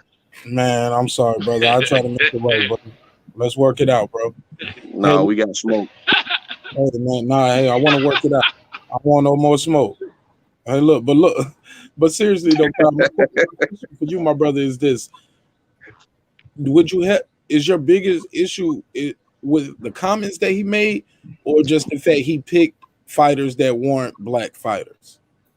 Because it sounds like you keep bringing that part up. Both. But so for you, when you look at boxing matches, you don't look at it skill for skill. Who I think will win? I'm going with the black guy all the time. Most of the time, hell yeah. But that's not good gambling. Okay. Listen. I'm gonna tell y'all this. Would you pick me over Klitschko? We both heavyweights. Hold on. Listen to me. Hold on. I'm gonna tell you this, bro. We the only group of motherfuckers that don't do that. That's us. We the only motherfuckers that don't do that, bro. We the only group of niggas that don't do that. Everybody else does that. Everybody else rides for they other side. We the only niggas that don't do that. We the only motherfuckers that don't do that shit. So you telling me Hispanics didn't bet on Mayweather, white guys didn't bet on Ali, bro? For the most part, if you ask a Mexican right now, Canelo versus Mayweather, if you say Oscar De La Hoya versus Mayweather, they was going for the other side. That's how he made so much money, is because they betted against him, bro, every single time, bro. But who gives a fuck? That ain't got nothing to do with your personal opinion. Who gives a fuck? Who gives a fuck, bro? I give a fuck, because that's why I'm talking about it. Let me say this, all right? Because we the only people that do this shit. If you ask if you ask any Filipino, you say, "Hey, Mayweather or Manny Pacquiao?" None of them motherfuckers are gonna tell you Floyd Mayweather. We the only motherfuckers that do this shit. I'm just keeping it 1,000 with you niggas. No, shit, bro. The only group of people that do this is us. Let's be fair with the matchups you pick. But how about this? I know a lot of black guys who won't pick him Broner against Pacquiao. Like, some people don't put their some people have integrity. You know, nigga, did you pick Broner against Pacquiao? Out of here. Oh, well, did you pick Broner? No, integrity. Hey, listen, ask Robert Garcia about integrity. Ask David Benavidez. I don't give a fuck about them. I'm asking you. Did you pick Broner over Pacquiao? What? You said what? Did you pick Broner over Pacquiao? Yes, I did. Why? Because he black? You damn straight. That was stupid, because you knew he was gonna lose. You damn right. No, I thought they had a good chance to win. No, you didn't. No, you didn't. Nobody did. I did. Nobody who knew anything about boxing thought he had a chance to win. Because that nigga don't let his hands go. And listen, I'm forever gonna go for the black guy. Hell, Mark Nash learned the hard way when he don't go against the black, when he went against the black dude at the fight Saturday. I told the nigga, I said, dude, the black dude gonna beat shot this dude. He's like, oh man, I hope the other dude win because of the weigh-in and shit like that. And that black dude beat the shit out of Salazar. Hope. I didn't say hope, brother, but it's okay. What'd you say? You said it'd be great. I'm gonna tell you what I said. You said it'd be great footage to put this with that. That's exactly what you just said. And then I flipped it the other way around. I said also it'd be dope if I could put that knockout footage with this. I just wanted my footage to be dope, brother. He was popping off at the weigh-in. You know what I'm saying? I didn't know those guys. It was entertaining. Wait a minute, man. Hold on. Stop. Everybody stop. Hold on. Yeah, Kyle. It's boxing, man. It's boxing. So everybody's supposed to think the same way. That ain't how boxing go, man. You had the fighter you like and the fighter you don't like. Preach. Everybody has an opinion. It's boxing. This is not fucking politics. This is not the real world. This is not has nothing to do with social injustice. It's a fucking boxing match. Listen. It's a fucking boxing match, homie. That's what I be telling you niggas, man. That's the problem we have as a community. That's the goddamn problem. The other day, that don't make no motherfucking sense what you saying. Listen to me, bro. It don't. I'm sorry. It don't. But go ahead. Listen, we can agree to disagree. We don't gotta agree every time, OG. But that's what we doing. And I love you. You my man 100 grand pots and pans. You ain't gotta agree with this. I mean, you don't. But what I'm telling you is we're the only group of people. Listen to me. We're the only group of people that put everything first. Everything goes first with us. We're the only motherfuckers that do that shit. No other race of people do the shit that black people do. We're the most divided group of people I've ever seen in my life. I lived in North Carolina. I lived in Oakland. I lived in San Francisco. Like, bro, homie. If we talking about a presidential race or a Senate campaign or somebody getting shot in the street, that's one thing. This is a fucking boxing match, homie. I ain't gotta like who you like, and you ain't gotta like who I like. And anybody who making it more than that is stupid as fuck. Hey, look no further, fella. You found a stupid motherfucker, because that's what I listen. This is the thing about it, man. Listen, when you go, y'all gotta agree with me. Hey, listen, I still love y'all. Y'all still my niggas in the game. I love you too, but this shit ain't no motherfucking. It's not no fucking world changing event. It's a fucking fight. Okay, since you motherfuckers think y'all got, since you got all the fucking answers, right? When we watch the Olympics, motherfuckers don't and motherfuckers is going for their country, right? Ain't that what they do at the Olympics? And that's just the sport. That's just boxing. You went for Floyd Mayweather. You didn't go for the other nigga that Floyd Mayweather was fighting. Hell no. See, that's what I'm saying. That's the Olympics. That's a different deal. You riding with your country.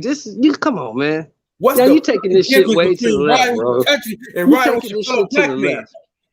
What's the difference between riding with your fellow black man and riding with your country? What is the? Well, I'm gonna ride with the motherfucker if I don't think he can win.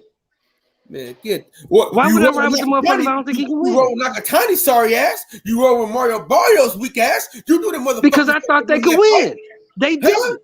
You couldn't. They didn't. So wait, nigga. You telling me I ain't black because I rode with Nakatani and motherfucking Barrios? I ain't say that's the bullshit you trying to say. I didn't say you weren't black. That's what the fuck you saying. Listen, I didn't say you weren't black. I said that's what you saying. I said you went against the grain, and I don't agree with this shit. Ain't no motherfucking grain, nigga. I'm a grown ass man. I think the way I want to think. What the fuck is you talking about? Look, this what the fuck is you talking about, nigga? I'm a grown ass man. I say what the fuck I want to say and think what I want to think. Who the fuck are you to tell me how to think, nigga?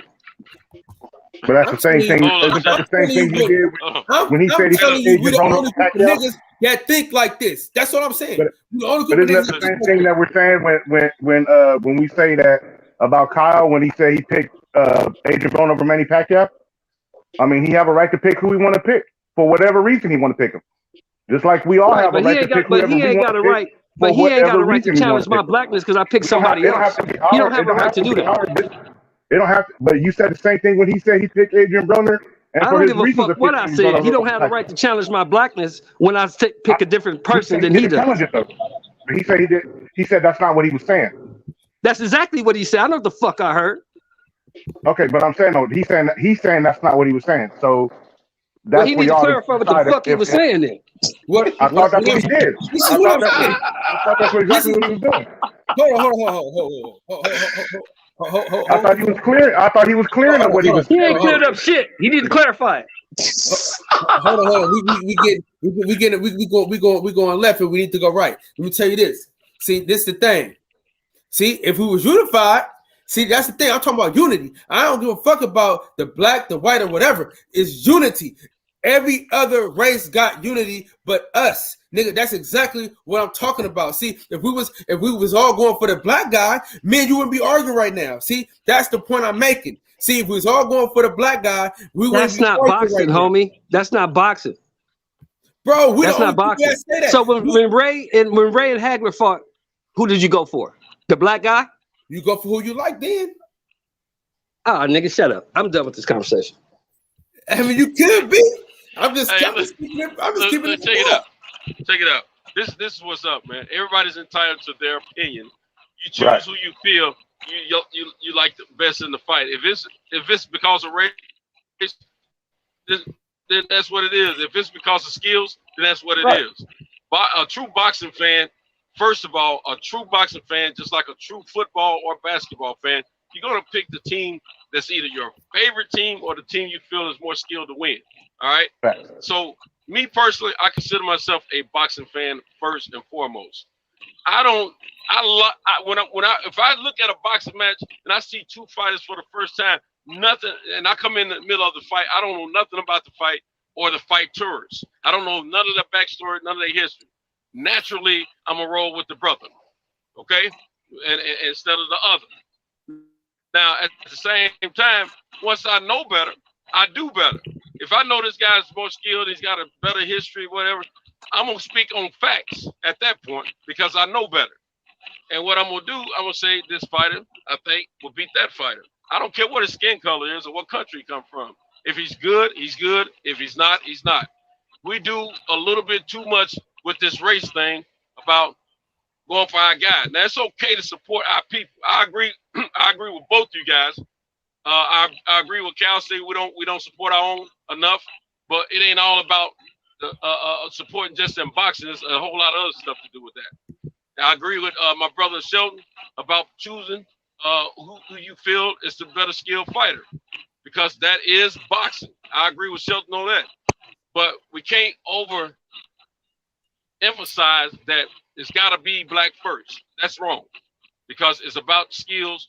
Skills is what pay the bills. Okay, skills is what has driven this sport, and outside of race and all the other parts of it.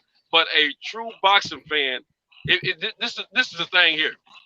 If you've ever been in any kind of combat sport, you know it takes a level of skills to be good at what you do.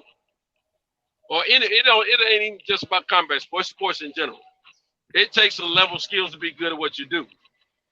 When you have a outlook on a sport, when it's about the skill of a person or a team, you're going to analyze that between the two competitors, and you're going to make a decision on which one will outskill the others.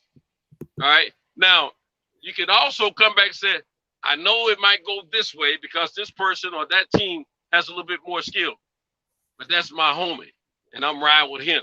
That's okay. That's okay. And we can all just agree to disagree and agree to get along as well. I like Earl Spence, but I think it's a 50-50 fight. I don't think either fighters have an edge, personally. If it was prime to prime, I probably would put my money on Pacquiao, to be honest with you, because I just think he's more well-rounded. Earl is a devastating boxer. I hadn't seen everything that they say he's made of, and I'm sure he's made of the goods because everybody speaks on it. And I truly believe fighters know fighters. But at the same time, I know what I've seen, and I got to go by that as well, because I know that Pacquiao, he can be quick, he can have angles, he can do all kinds of stuff. But Earl probably is going to beat him, you know. But at the same time, either one of these guys can win the fight. I wouldn't pick Earl. I would pick Earl over Pacquiao if I thought he was ever. Same difference when it comes to Pacquiao. He's Filipino. I wouldn't pick Pacquiao over Earl because I like Filipino women more than I do the men. But I will pick him because I might think his skills are better. Okay, so but this is all I'm saying. This is all I'm saying. This is what I don't know what this kid. Hold on, let me finish, bro. I don't know what this kid said. Like I said, I haven't seen the interview, so I'm not gonna pass it until I look at it. But if he said some foul stuff, he said some foul stuff. If he just spoke on who he thought was more skilled in these fights, I have to respect that to the highest, you know. And that's what it boils down to. I ain't caring about the skin color because the skin color might not prevail. Some of our skin colors do some crazy stuff, and we know this, you know, and we condemn them and get on to them and stuff like that. But at the same time, keeping it real is about factual facts about anything that you elaborating about. Adrian Broner, I'm sure a lot of people probably picked him because of his popularity and his skin color. But I'm sure there's more people that didn't pick him because what he's displayed as far as his laziness in the ring, not throwing his punches, and lack of skills and experience versus Pacquiao. I didn't see no way for him to beat Pacquiao because he has not shown me previously in the previous 3-4 fights before Pacquiao that he wanted to win. Now, if he had shown me he wanted to win those previous 4 fights, I probably would have gave him the edge because of his youth and his power that he used to display. He ain't showed that in a long time. So when he gets in the ring with anybody, I'm not, you know, depending on the skill level of the other fighter, I don't pull with Adrian just because of his skin. I like Adrian Broner. He can do better, but Adrian Broner ain't gonna put no money in my pocket if I bet for him, knowing that he's gonna lose. He pulled a draw with this last fighter he fought. He should have got that guy out of there. You know, so we can't. You know, sometimes we got to put our little personal issues to the side and be a fan of the sport. And then sometimes it might be for the culture. Like you said, Cal, when it comes down to the Olympics, we ride for our countrymen. Whole different political. What's the difference, Listen, we're more black than we are American. Listen, we're more black than we are American. Check. Let me get in here. Let me get in here. I don't understand, bro. We the Cal, you can't win that argument, man, because skills That don't just because your skin color is a certain color, it don't mean you have the skill, bro. Some of us are Man, we're fans first, man. Hey, Not Let me let get me in. we're Let me not get we're in. not we're not everybody we're that's not, we're not That's ride your with you. the race first, man. I want to get in here because I actually, because in terms of this topic, since I actually know Kurt or Colbert and his trainers and them, because I've been around them since they was young. So I really wasn't surprised, even though I haven't heard I didn't watch the video yet, but I'm going to, so I could just watch it myself. But because I know how he was raised around them and the people that was influences in his life, and I know, like from what I know of him, I'm not really surprised if he said what everybody's claiming that he said, who's seen the interview, because of the people that he was around that had the biggest influences on him.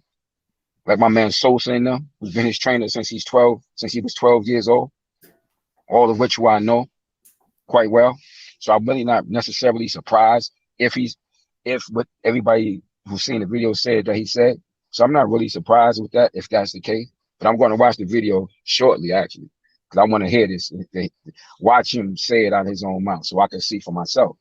So I'm not really surprised in that, because I know the people he's been around and I know how they think, because I've had my debates with them over the years.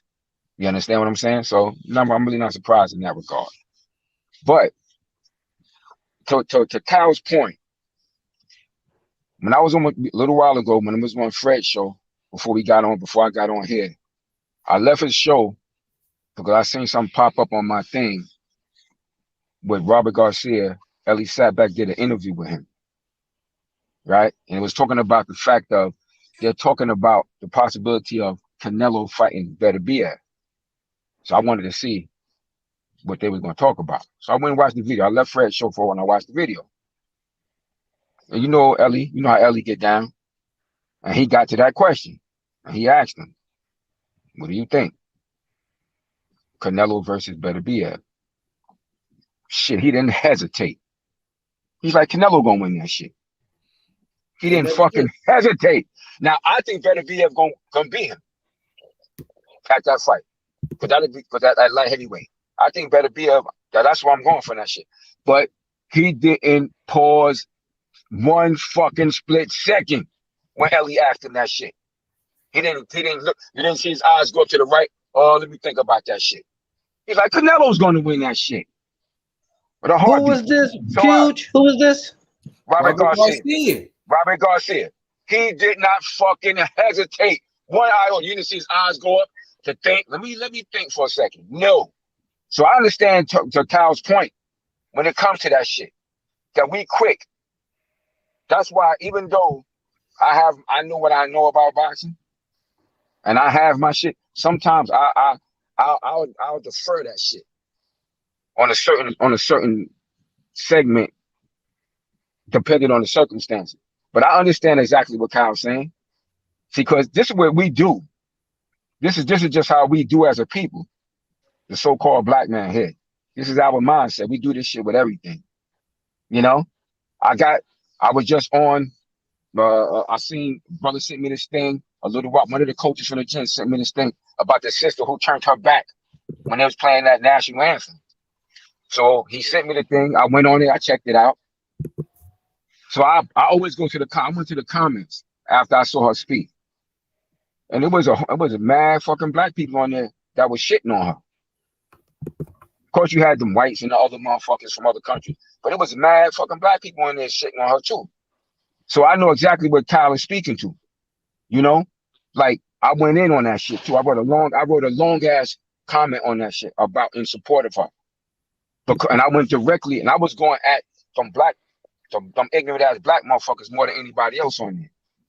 Because this is what we tend to do. Yeah, you can have your opinion. Everybody got it. It's just like everybody got a fucking asshole and shit. But as a people in this fucking nation, having endured what we've endured, and nobody else has had to endure what we have to endure on an everyday basis, at some point, because motherfuckers just act like this shit is like, we act like we in a good position. We not. We're not in a good fucking position, man, as a people overall. At some point, you gotta be able to toe the line. You know, you got to be able to toe the line on certain things. So I understand both perspectives. Yeah, you got your opinion. But when it comes to our specific group, that's what everybody know about black people. They don't stick the fuck together. Everybody know that shit about. That's the one thing that they know. They was like, them motherfuckers gonna be here. They're the easiest group. We're the easiest fucking group to infiltrate. You understand what I'm saying? We not like how that Star Trek shit, the Borg. We not like them. So they know that. So I understand, yeah, we definitely got our opinions. I have my opinions on a lot of shit. But I also understand the real life situation that I was born into in the skin that I'm in. And I factor that 9 times out of 10. Now, as a boxer, now I see this amongst y'all. Yeah, I knew there's a good chance that AB wasn't going to beat Pacquiao. But I was still rooting for that motherfucker to do it. I was hoping and praying that he was going to look like his old self. You understand what I'm saying? But I knew as a boxer, from what I seen most recently, there's a good chance he's not going to win.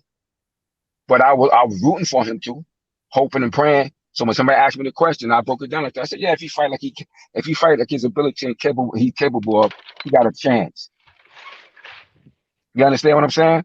But I understand both parts. Yeah, we all have our own individual thoughts and beliefs and opinions about things. But I understand Kyle coming from the perspective of when he see other groups in boxing, they always stick what they fucking do.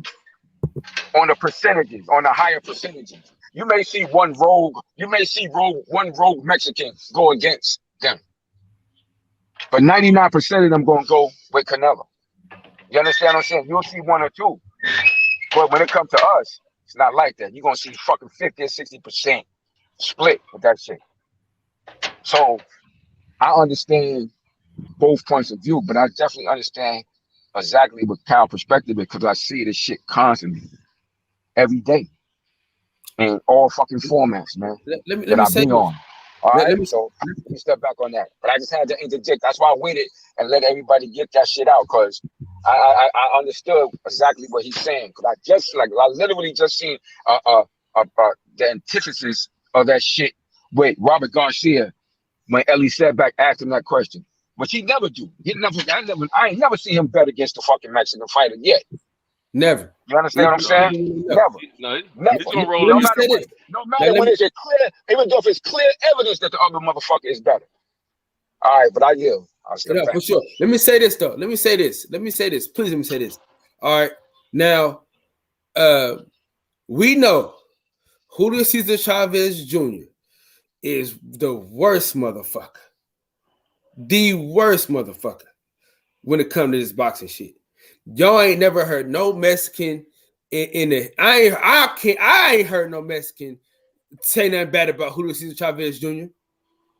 I ain't heard no Mexican bet against him. Even when he fought Daniel Jacobs, I didn't hear no Mexican say nothing else. You know what I'm saying? I didn't hear that. But we quick to get on AB, and AB ain't nearly the piece of shit that Julio Cesar Chavez Jr. is. Not nearly. And this is all I'm saying, dude. You never heard no Mexican go against Julio Cesar Chavez Jr. no matter who he was fighting against, even if they knew he was gonna lose. This is what I'm trying to tell you. This is what I'm saying. It ain't about your blackness. I'm just talking about the unity of us as a people. That's what I'm reverting back to. The unity as a people. We don't have because that's more of a political. When you talk about blackness, Mexican, whatever, that's political. That's your political choice. You can have a political choice. Hold on. You can have a political. You don't wake up Mexican.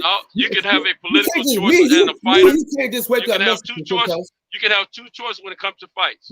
You can have a political choice and you can have a fan knowing the sport choice. There's a difference between the two. Hold on. You can say, I know Adrian Broner ain't doing his thing, and I don't think he's going to win the fight truthfully, but he's my man, and I'm hoping that he wins. You can have hope, but you can also have surety about facts when it comes down to the sport of boxing, basketball, football, baseball, croquet, whatever you're doing. But there's the political part is when we support our own under any means necessary. But the factual choice is when we pick and choose according to the skills. There's a difference. There's no gray area there. There's a difference. Then you can pick two. You can have two choices when it comes down to that, to a sport, because you want to support your people. I just like Preachers just said, I didn't think Adrian would win. I'm not stupid to the game of boxing, but I did hope that he win. I ain't saying that Earl Spence can't win. I'm hoping he does win because he's a brother. But I don't know if he's going to win. To me, it's 50-50. So it ain't about just, I'm not going to just pick my folks just to say skill, my knowledge of boxing, because he's got black skin like me, he'll win the fight. I'll never do that. But I will say, I don't think he'll win, but I'm going to support him because he's my brother. Ain't nothing wrong with that. Robert Garcia, most Mexicans are going to pick Mexican. Benavidez said, I don't think, on Fred's show, he said, I don't think the Mexican guy going to win. I know who's going to win, but I'm picking the Mexican. Ain't nothing wrong with that. We don't do that, though. That's what I'm saying. You don't do that, but I do that. We the only group of people man. We the only group of people, bro. We got some ignorant people in our group. Who are you saying that don't do that, though? That's the point. That's the point that's pissing me off. People in another group. That's the point that's pissing me off. You projecting shit on people and you don't know what the fuck their stance is. Bro, we just had a whole conversation about I'm rooting for Wilder in this fight. I don't know if he gonna fucking win, but he's black like me, so I'm rooting for him. That's what I've been saying, bro. That's what I've been saying the whole time. No, but you got offended because I picked Nakatani over a white boy. That's who I thought was gonna win the fucking fight. I picked Barrios over Tank because I had never seen Tank box before. That's who I thought was gonna win the fucking fight. Listen, that's boxing, bro. I've been in the ring before. I boxed for years. Okay, all right. I know boxing. Okay. I use my boxing analysis to pick the fight. That ain't got nothing to do with me not supporting my people. That's what the fuck pissed me off, bro. We're black before we listen. When I wake up in the morning, I'm black before I'm a boxing fan. That's all I'm saying. Kyle, that shit ain't got nothing to do with picking a boxing match. That's with real life shit. Boxing is not real life shit. We are not in the fucking ring, bro. It's not real life shit. You black before you anything in real fucking life. This is not real fucking life. It's a boxing match. See, that's the problem, bro. It is real life, bro. Because whether we know it or not, when we leave, listen, when they in these arenas and they in these Spanish markets, getting booed the fuck out the fucking out the stadium and shit like that. That's in the ring. You know what I'm saying? That's real life. They get hold on. Judge a man's a support of his own kind based on what he's feeling about a sport. That's two different worlds, bro. And he's right. I agree with we're wrong when we say some stuff like that. I know Shelton's a brother. You know Shelton's a brother. We know you're a brother. We know DJ's a brother. We know Prison's a brother. We know Mark Nash is a brother. We know everybody on this panel right now is a brother. But at the same time, we cannot judge a man's character in support of his people because he's choosing a boxer of another color or race over a boxer who's the same color as he is. Listen, I never said he wasn't black. I never questioned his blackness. Okay, that's what he wants you to iron out. He's feeling like you are testing his blackness because of what you said. So y'all need to iron that part out. We can move forward. And I don't know what was said exactly. He heard something I didn't hear. But what I'm saying is, y'all that part needs to be honest. He needs to understand that that's not what you're saying because as you go on, you're not addressing it. Do sound like you might have said it. So Aaron, straighten that part out and let's go to the next subject. Well, it's nothing to straighten out because I never attested his blackness. I said as black people, we don't do this. That's what I said. I never said he ain't black. I never once said that he wasn't black. I said we as black people, we don't do nigga. You said you picked Nakatani over Loma. You picked Barrios over Tank, nigga. That's what you said. So clean that shit up. I never said you wasn't black though. All right, man. I ain't want to talk about this shit no more because I'm getting heated. All right, look, let's talk about notes. But it ain't worked all. I love y'all, man. Feel how we feel. I just want to say I love y'all. I'm sending virtual hugs to everybody right now. I just want to say I love y'all, man. Hey, shout out to everybody in the chat. I see my man DB done roll through. Me, can't wait to Thursday. We're gonna talk about that bullshit that Dana White pulled yesterday. And that aggravated me. We're gonna save that for Thursday, man. But I love y'all, man. Just want to send some hugs out. But no. Hold on. Because I said earlier I had some smoke, man. I wanna address it. I want to put the shit on the table. DJ Mark Nash, where you at, man? Yo, what up? Only quiet now. Where you at, man? What up? Don't you ever say I need a 5X again, man.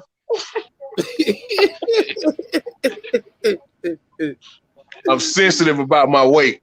Oh shit! I thought that was just one sleeve. Third, he doubled out. Big motherfucker, man. You know, boy. Hey, man. This motherfucker had you a little thick too, Mark. Nigga, I ain't had to buy 3 seats at the fight though, nigga. They charged him triple. Hey, before like, you need roll 5.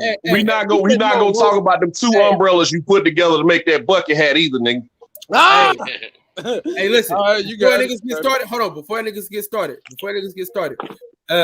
So in the Bible it says you can't go to sleep with your brothers being mad at you. So me and OG we got to talk about we got to iron some shit out. Man, shut that soft ass shit up. Nobody with that soft ass shit, man. Nah, nigga, me and Mark got smoke right now. You address that later. If it's a misunderstanding, Kyle, that's a quick fix, man. It's a misunderstanding. You tell that brother I apologize for the misunderstanding, man, and y'all can move forward. I think he's an adult. He can, and you're an adult. If it's a misunderstanding, he took something the wrong way, we can squash that shit and move forward. As long as we keeping this shit right here, we can always come back and do it again the next day, man. That's an easy fix. Everybody chill, man. We family, man. At the end of the day. Listen. I'm gonna say this before I go.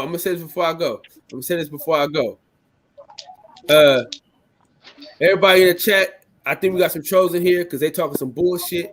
And I will say this. God damn it. I'm rooting for everybody that's black. That's my question, Kyle, for me. What if the black fighter has a white promoter and a manager, but the Mexican fighter has, Floyd and Al Heyman? Like, do you root for that guy because, he's backed by black? What the fuck I just said, man? I go for the that look like me, dog. Huh? If you can hear. I said I can't hear you. Look like me. He said he pulled for the brother regardless. Okay. No question about it. No question about it. Like the Olympics. Like the Olympics. I don't go for Asia when we watch the Olympics. I go for America. I'm an American, and I'm a black man in America. So anytime somebody asks me who I'm rooting for, I tell you I'm a black man in America, man. That's my explanation for everything. You know what I'm saying? So and with that being said, I'm gonna get with y'all tomorrow, same time, same channel. You know what I'm saying? I ain't gonna lie, I was rooting for Usain Bolt, when he used to be out there. I ain't gonna lie, I ain't mind seeing Usain Bolt win. And there sometimes there's caveats, but listen, if Dillian White is fighting Ruiz, I gotta go with the black guy. You know what I'm saying? I'm just saying. You know what I'm saying? I'm just saying.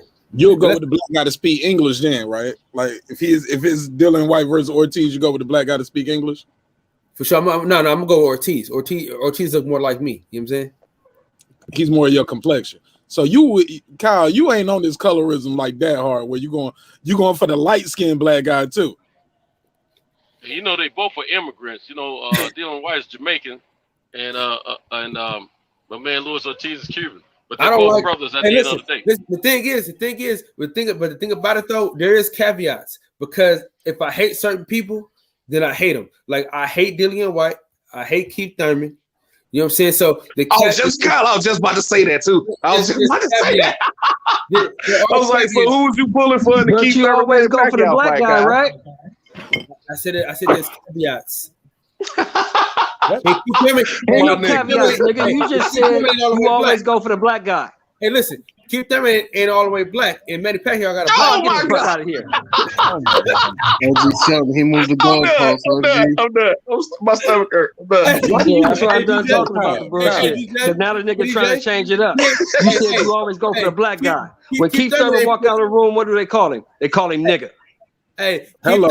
So what the fuck are you talking about, Kyle? Manny Pacquiao got a black son, nigga. I get the fuck out of here, nigga. What are we talking about now? Kyle, but look, you wildin', bro. You fool. Hey, look, but Kyle sleepy. Hey, Kyle sleepy, man. Let's everybody tell Kyle good night. He's sleepy. He getting delirious over there. Kyle, hate is such a strong and permanent word. When you say you hate somebody, I hate him. And I mean it permanently. What did he do for you to hate him? And I mean it permanently. You know what I'm saying? Right. What did he do? I just don't like everything about that guy. I hate his fucking haircut. I hate his beard. I hate the way he talks. I hate the way he acts. I just don't like the guy. I hate how he ties his shoes. I hate his shoes. I hate how he wears his suits. So if he fight Virgil Ortiz, you go for Virgil Ortiz? Hold on. I hate how he walks in the ring. Kyle, I get it. You're not attracted to him. Other than that, why do you hate the man? So if he fights Virgil Ortiz, are you going with Virgil Ortiz? That's the question. What now? If he fights Virgil Ortiz, are you picking Virgil Ortiz? I'm calling it a draw. Yeah, I'm done talking to you, nigga. Yeah, man, me too. Let me get this out right quick. Best Puge, man. I want to.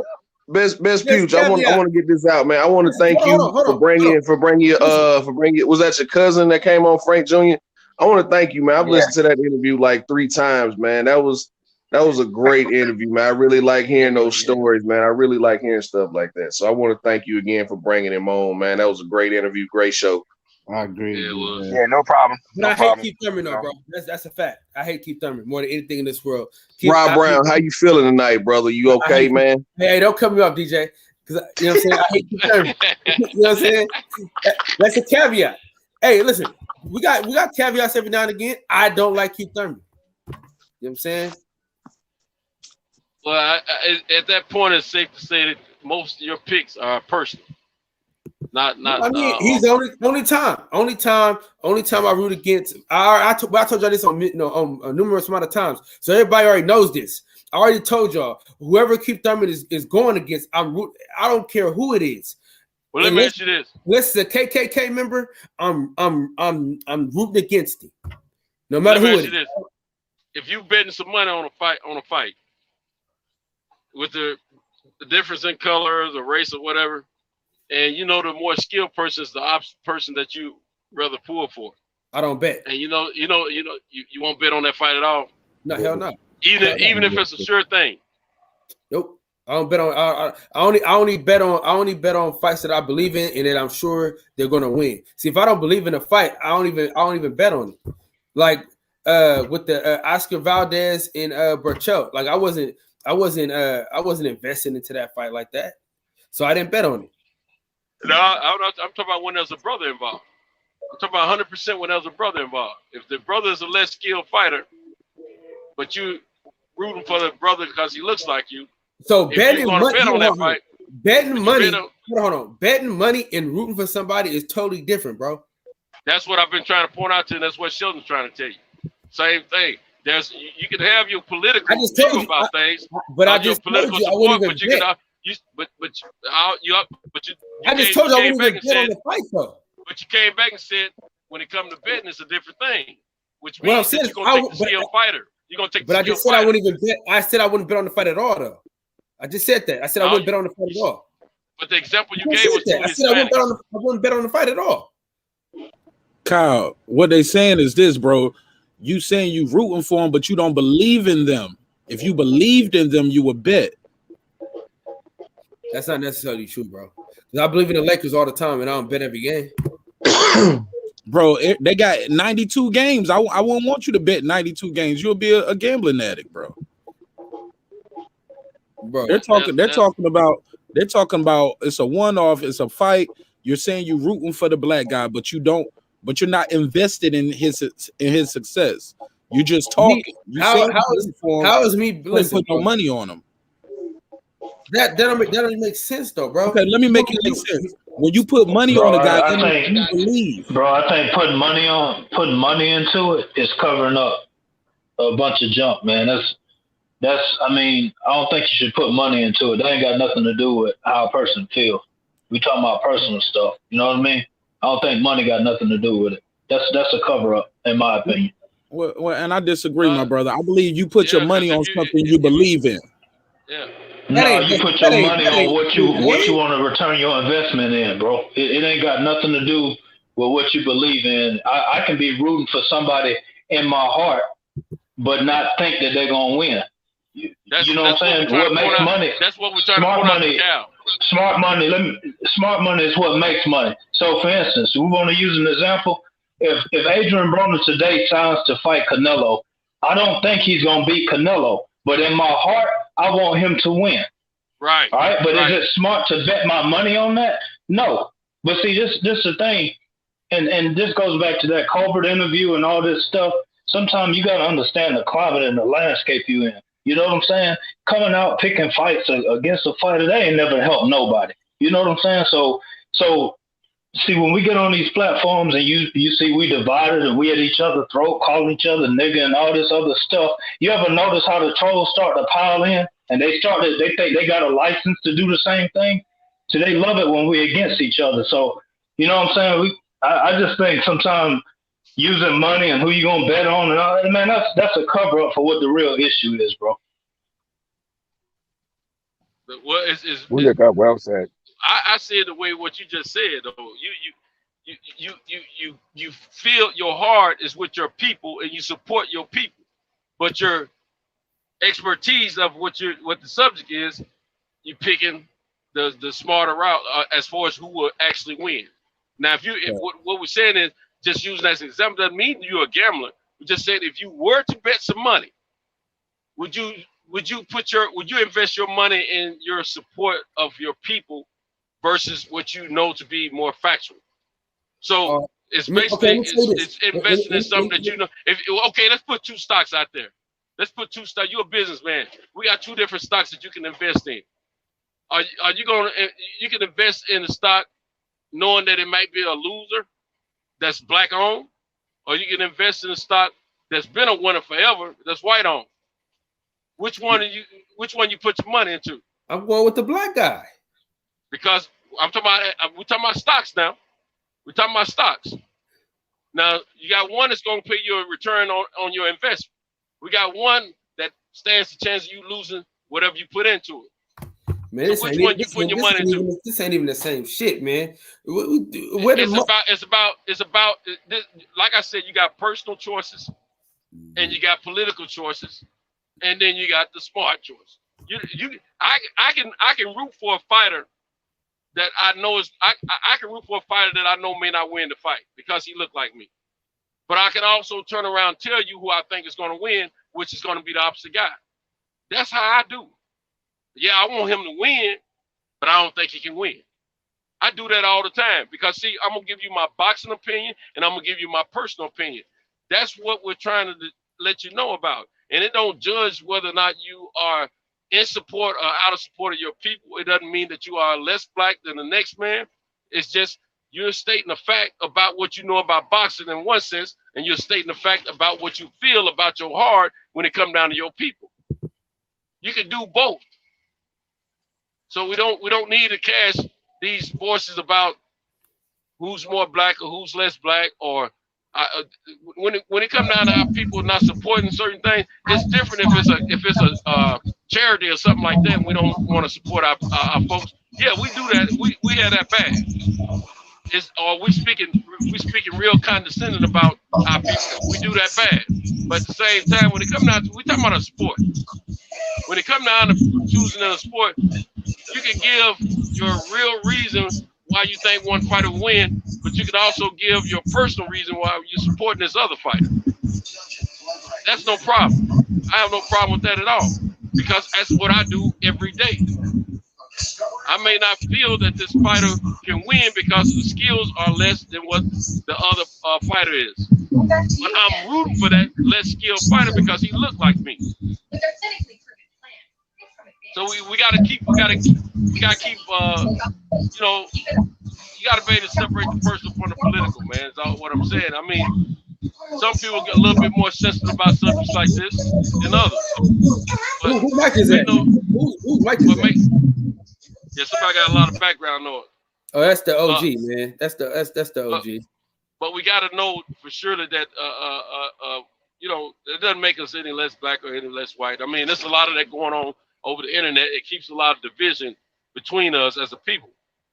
We got to learn to see that as a sport, first of all, and second of all, I say this all the time: we are better together than we are separate. So when it comes down to political reasons, that's when we're supposed to band together for 100%.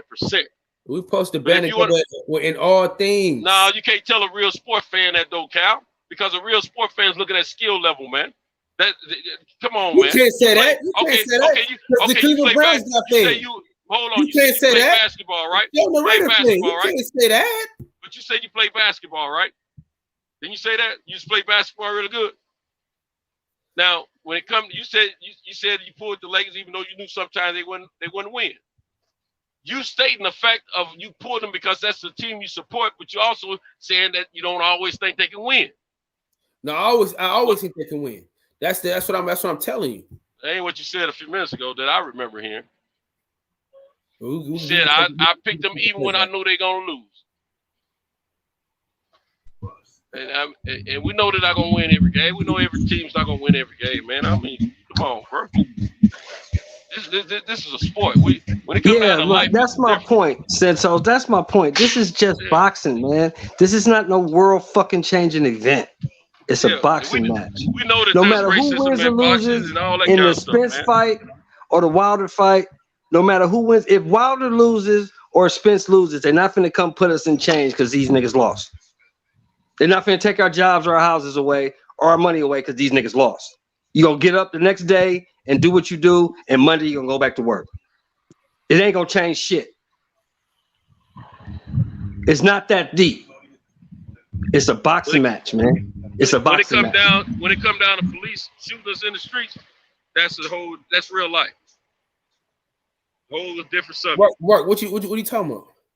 When the police are shooting us in the streets, that's a whole different. That's reality. That's a whole different situation. Right now, we're talking about a sport, a boxing. Was it just a sport when Jack Johnson was fighting? Yeah. It was a sport, but at the same time, it was just a sport, but the country was different. It was racism everywhere. Niggas was getting lynched. Niggas was getting killed for looking at white people on the street. That's not happening today. Niggas don't get lynched today. Niggas don't get killed because they look at a white woman on the street. Niggas is fucking white bitches and marrying them. It's not 1908. You can't litigate 1908 in 2021, bro. In Mississippi, you can't do it. Niggas still getting hung. When's the nigga get lynched? When the last time a nigga got lynched? When? It just happened in Mississippi and Texas. They still lynching folks. Yeah, that still happened. That still happened down in the deep south. That shit ain't over. That's what, fellas. But what we're saying, we just got to separate life reality situations from what a person's choice is about a sport, man. I mean, it ain't that serious, man. I mean, it's a fucking sport, man. It's not that serious. You can still support your color, and at the same time, not feel that your color is going to win the fight. That's what I'm saying, and it ain't that big of a deal. You know, I mean, times are a little bit different now than what they used to be.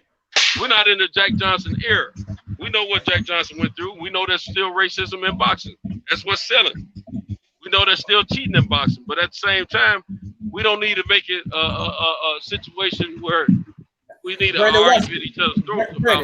Join the panel. You can join the panel. We can have a conversation. I mean, you see, I'm out of my depth, and we can have I mean, because I'm dropping jewels. I mean, we just don't agree, and we're not going to always agree.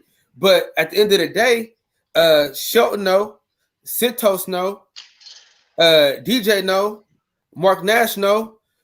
If something go down, if anything happens, they know I got their back 100%. So we can have this conversation. Agree? You know what I'm saying? Yeah, there's no question about that. There's no question about that. But that's my point.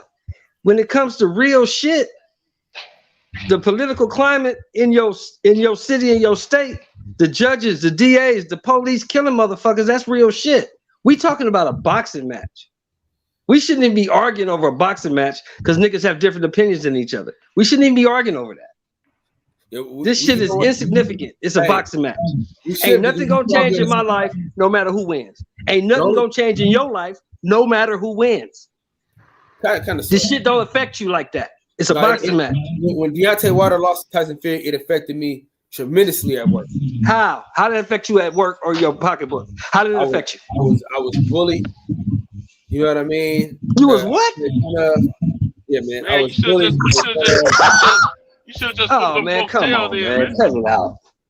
You was I didn't mean to laugh. I'm sorry. I didn't mean to laugh. I gotta be up for the hour, dog. I didn't mean to laugh. Hey, look here. I didn't mean to laugh, Kyle. I'm sorry. At this fight, we're gonna come to Oakland, man. We'll clean all that out for you. Oh shit! Listen, man, I'm gonna get with y'all. It ain't that serious. Listen, man. Serious. I'm gonna get with y'all in a minute. Hold on, man, because you know I always gotta do this, man. In the words of the great philosopher Lil E, man, I want y'all to breathe air and live life. This is a great conversation, man. This made for great TV. Another one in the books for the boxing session, man. Shout out to everybody that came through. The OG Skybox, man, was cracking tonight, man. You know, so we was playing dominoes, spades. You know what I'm saying? All right, thanks, man. Sheldon was smoking cigarettes. You know what I'm saying? Everybody was. It was good. It was good shit. All good stuff. Good stuff. All good stuff. You know what I'm saying? I'm gonna get with y'all tomorrow, though, man. Hasta mañana. Y'all niggas keep it going, though. All right, bro. Have a good rest. All right, good night, Kyle. Have a good night, man.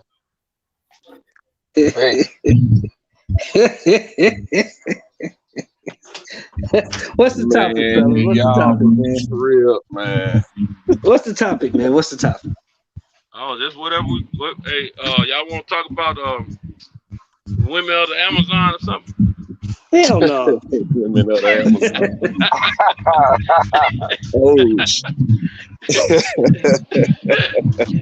Hey, DJ.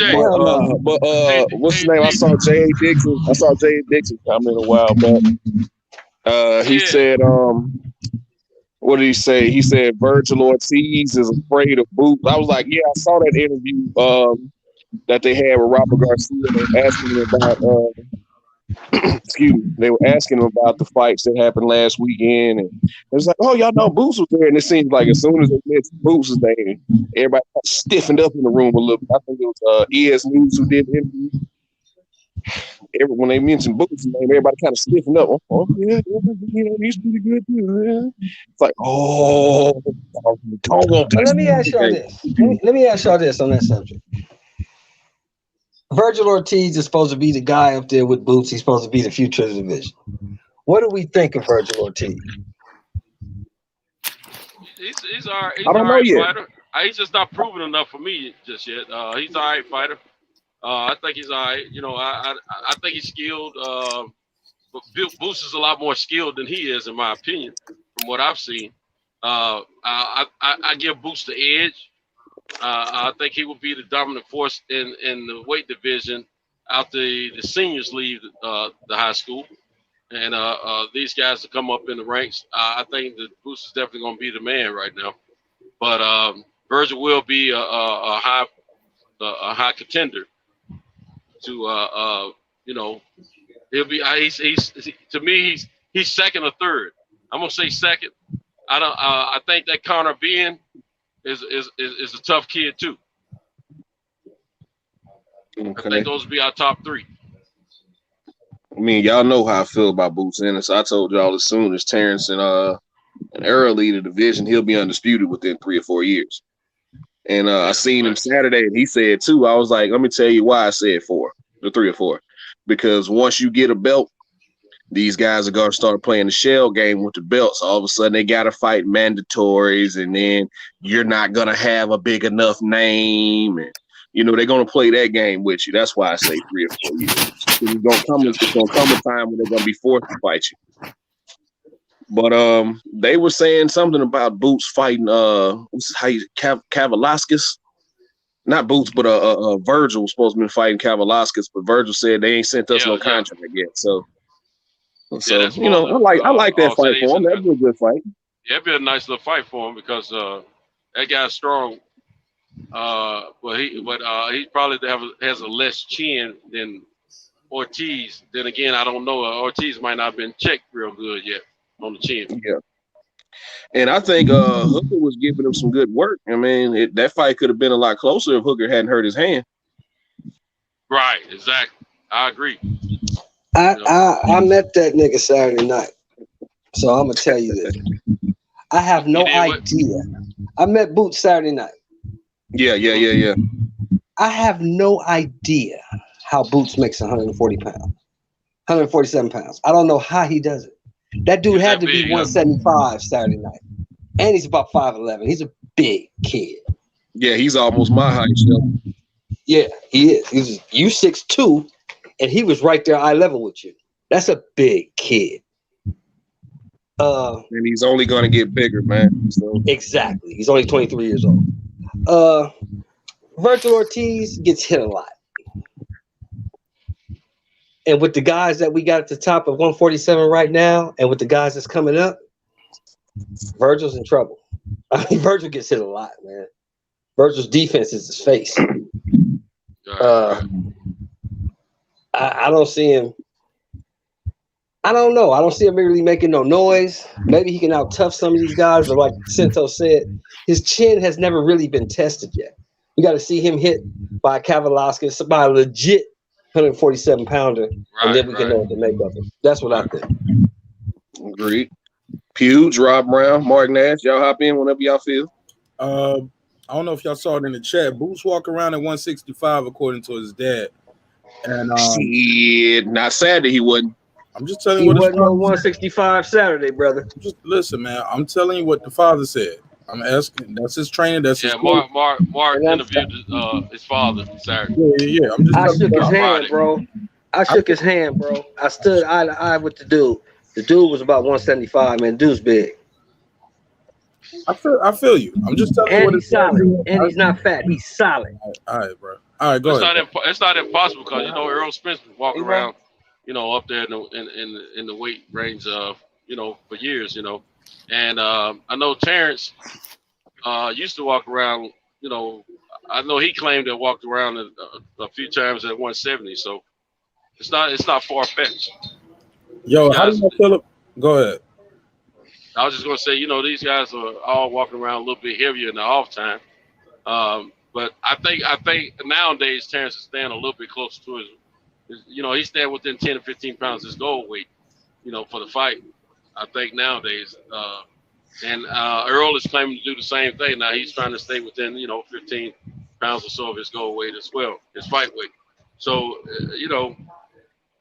it's not far-fetched to, if this kid is, 170, 175, but if his father said he's 165, now I'm going to tell you, sometimes a person can look a certain size when they're fully dressed, but they might weigh in a little bit less than what they look like. So he might come in, 165, 168, something like that. 168 can look a little bit closer to 170, 175, right. And what I'm saying is this: But even at 165, that's still big for a welterweight, man. Because he's not fat. He doesn't have fatty tissue. He has that lean muscle tissue. Yeah. So he's taking off. When you got that type of body, that's 165 is still big for a guy who fights 147 because he's losing more muscle tissue when he's training as opposed to fat tissue. So that's still big. You should only try to be around 10 pounds over your weight. But if he's 65, that's still big for a guy who fight 147.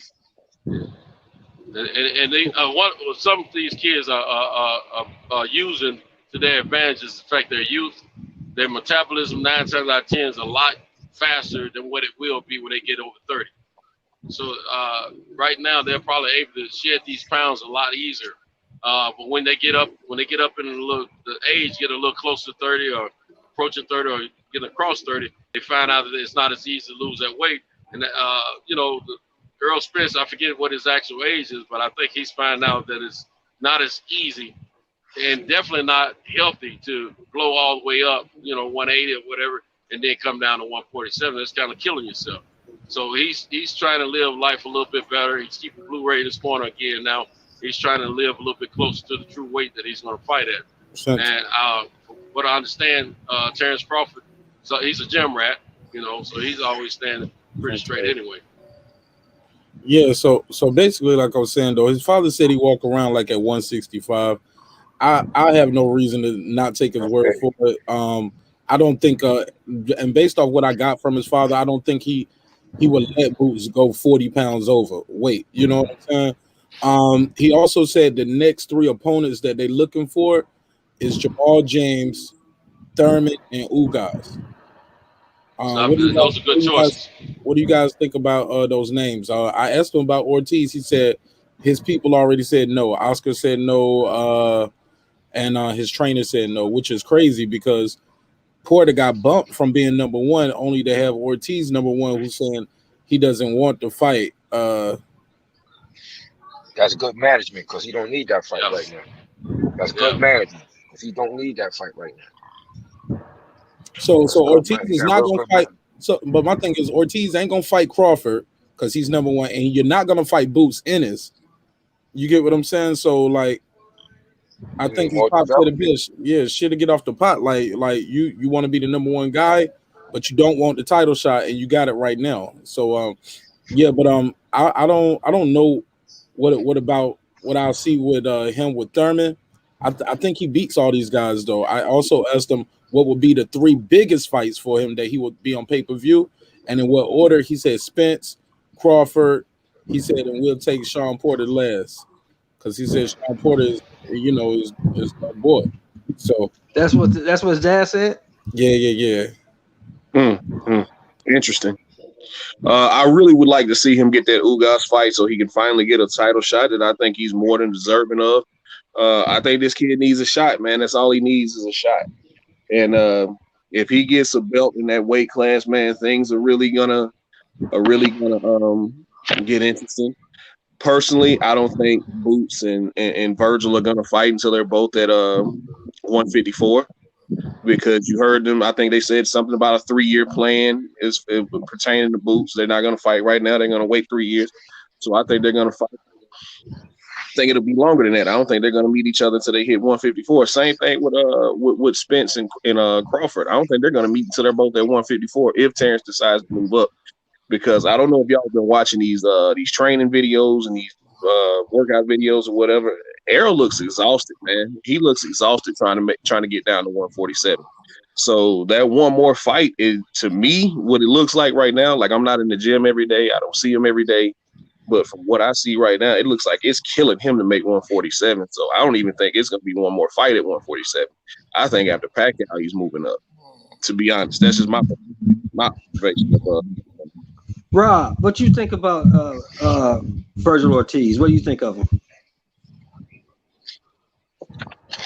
I think Virgil's a good fighter. I think he's typical. He's flat-footed. You know what I'm saying? Gets hit a lot. I think he's a level below. Ennis and some of those guys. I actually think even in Golden Boy stable, they kind of keeping Virgil away from guys like Rashidi Ellis. I think Ellis would get him. You know what I'm saying? He was struggling with Hooker, and Hooker is a 140 pounder. You know, I know he's big for 140, but listen, he was coming up, and Virgil, I mean, he struggled with it. If Hooker had a little bit more power, you know, I think he would have took him out if he didn't get that injury. You know what I'm saying? So, I like Virgil, okay. You know what I'm saying? And I think that Kavaliauskas fight is probably the route he needs to go. And I kind of missed some of what you guys were saying about Ennis. I had to step away for a minute, but I think Mark was mentioning who Ennis' father was saying about his next 3 fights. I'll just have to, catch it when you guys say it again or whatever. But that's my thoughts on OT. I think Mark said Ugas. Who was the other guy, Mark? Ugas, Thurman, and Jamal James. Okay, well, I heard Thurman trying to act like he don't know who Boots is. I doubt Ugas is going. That was just hilarious, wasn't it? I don't think Ugas is going to take that fight. I keep asking Ugas about it. He'll respond to anything I ask him most of the time, but he gone silent on me about Boots all of a sudden. So I doubt he takes that fight. I heard that Ugas was looking at doing a rematch with Abel Ramos, on the undercard of the Spence fight. Wow. And then Jamal James, I thought he was ordered to fight Butayev because, Ennis ain't ranked in the WBA. I don't know what that's about. But, so BS is what it's about. I heard James was ordered to fight Butayev, but, I guess we'll see. It's them guys, Boots is coming. I think all them guys know that. You know what I'm saying? So, I guess it is what it is. I do agree with the idea of if you move Ortiz up to the number 1 spot in the WBO after taking Porter from that spot, but again, the WBO rules, they got stuff about the networks and all that mess in there. But look, if you're not going to challenge the guy, then move out the way. And when is the WBO going to order a fight? You know what I'm saying? So, move out the way. Yeah, I don't get it. I did see something interesting in the rankings in the IBF that they moved Pacquiao into Ennis' spot and dropped him to number 4. He was number 3 after beating Lipinets, but they dropped him to number 4 to move Pacquiao into that spot. So I thought that was kind of interesting. But, sanctioning by the games, Yeah, exactly. Because I don't understand how, Virgil don't want to fight. Porter had a whole year. He didn't want to fucking fight. I mean, what's going on, man? Do these guys want to fight, or are they just trying to pick and choose and just get a bag? What did they? I think I heard you guys say something about Porter for Ennis. What did they say about that? I know Porter said he won't take the fight anyway, but Porter Ben said he was taking that Ennis fight. He said he said he would want to face him last. He said because he's real tough. And I challenged him. I said, some would say Sean Porter style is tailor-made for Boots because he's kind of loopy. He was loopy with the shots. He'll run into shots all night. And he was like, yeah, but he's tough though. And he ain't no easy walk. So he said Spence, Crawford, and Porter. He said, and if we can't get Thurman, then we'll take Thurman on the end right now after those 3. But he definitely sees Jamal James, Ugas first. You know what I'm saying? Jamal James got like a WBA regular title or something. That's right. And the WBA ordered him to fight Butayev. I do know that Ennis now did send I want to say offers, but they did reach out to those guys. But I don't know, man. Some it's like what some people say. Porter became the mandatory to Crawford, and all of a sudden he forgot how to download a form or use a stamp to send the form in. You know what I'm saying? When Ennis called, people phone not working no more, and they got dial up internet. They just I don't know, bro. It's amazing to me. Just get in there and fight. You know what I'm saying? But I mean, I know we can say that because we're fans, but I don't like to see a guy put in work and I hate to overuse the word duck, but I mean, come on now. Well, it's risk and reward. It's a high risk, low reward. Like if you beat Boots, they're gonna say he wasn't ready and you're supposed to beat him. If you lose to him, you know what I'm saying? Now people are gonna look at you like a gatekeeper. Also, how much money are they gonna put in your pocket for that ass whipping? You know what I'm saying? Because same thing with Crawford. Like these guys are low risk, high reward. You know what I'm saying? They don't want that money. You know what I mean? It might not be enough money in the pot for the fight for them because they want to get 3, 4, 5, 6, 7. 10 well, let me ask a question. The fight I actually want for Ennis, man, is I want him to get that dude that's ranked number 1 in the IBF, Abdukakoroff or whatever his name is. That's the fight I want for Ennis. Like this, both of you guys are trying to prove yourself. I don't think Ortiz and them are coming toward Ennis. So both of you guys are trying to prove yourself.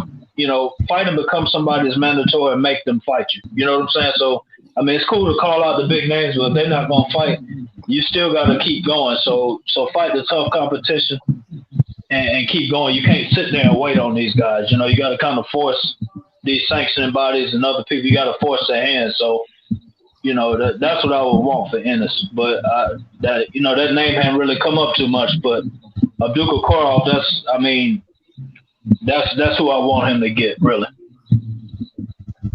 Let me ask a question right quick. Mark Nash, you said it ain't enough money in the pot. Is that what you said? If I did, I didn't mean it that way. I mean, it's low risk, high reward. It might not be enough money for a guy like Sean Porter, who if Bud Crawford didn't have enough money over there for him to get the fight, I don't think Boots Ennis is, and that was for a title. Well, let me ask you this. This is a question I got to ask. This is a question I've been asking for a while. Why was $2 million enough to fight Spence and you had a belt, but $2 million is not enough to fight Crawford and you don't have a belt? Good question. I would love somebody to ask Sean Porter that, or Kenny Porter.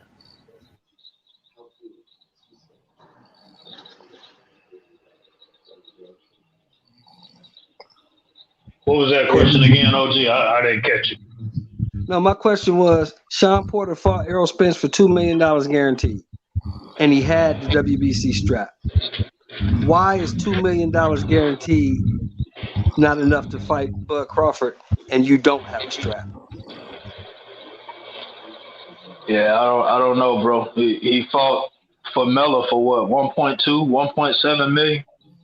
Exactly. And then all of a sudden, you want your net worth to fight these other guys. I mean, this is why sometimes, these guys, when they do all this talking, they kind of hurt themselves, in my opinion, sometimes, because they say too much, I don't understand. I think Porter is wanting big exposure and big pay-per-view fights. You know what I'm saying? And he wants to, I guess he wants to get back in there with Spence, but I just think he wants those bigger pay-per-view fights. And we wouldn't pay pay-per-view to see Crawford and Porter. I would. I think we would because we fans, but Crawford Porter don't sell good on pay-per-view. I don't think. Porter been on pay-per-view before, and I think people will buy it. I think he was on pay-per-view with Spence, right? That's who people bought it for. I don't think. Right, you got to have a dance partner, and I think Bud brings enough cachet to the table where people will be like, "Wow, this is a big fight." Finally, Bud Crawford got a marquee name like Sean Porter. I think Sean Porter, even though he has a couple losses, he's never going in there laying down. Nobody ever knocked him out. I think Bud Crawford probably could be the first one to knock him out. I think a lot of people believe that as well. So, and it's a marquee name. Sean Porter does have a marquee name. If Bud can do a pay-per-view with what's the guy name from the UK, Amir Khan? Yeah, Sean Porter is definitely a pay-per-view. Sean Porter's no Amir Khan. Is that our brother Eli? Who's that was just speaking? It's Nash, baby. About to slide though. Yeah, it's Mark Nash. What up though? Oh, it was Mark. Okay, you got me. I thought you Eli, man. Nah, I ain't Eli Capri. I knew you were gonna say that. I'm out of here though, man. I Eli's coming through tonight. I think Eli No, working. I feel you, Mark. I feel you on what you're saying, Mark. I just think that, you know, I mean, I would buy it, but I don't think that it would do the numbers. I don't want to use the word casuals, but you know what I mean. They would have to really stack that card. I think we're kind of confusing it. That's a good competitive fighter, a good title fight, but I don't think it's a big name fight. You know what I'm saying? And honestly, I think Porter could do better if he, you know, since he got this Olympic gig, if he really signed for a fight and really talked about it during the Olympics, I think he would do better for himself. You know what I'm saying? It's bigger than Areola and Ruiz, and that was pay-per-view, in my opinion. It's bigger than Amir Khan versus Terrence Crawford, and that was pay-per-view. So that's just my opinion on it. And you could be right, though. You know, it's hard to get people to spend their money on a pay-per-view nowadays. But that's my time, man. I got mad love and respect for all you fellas.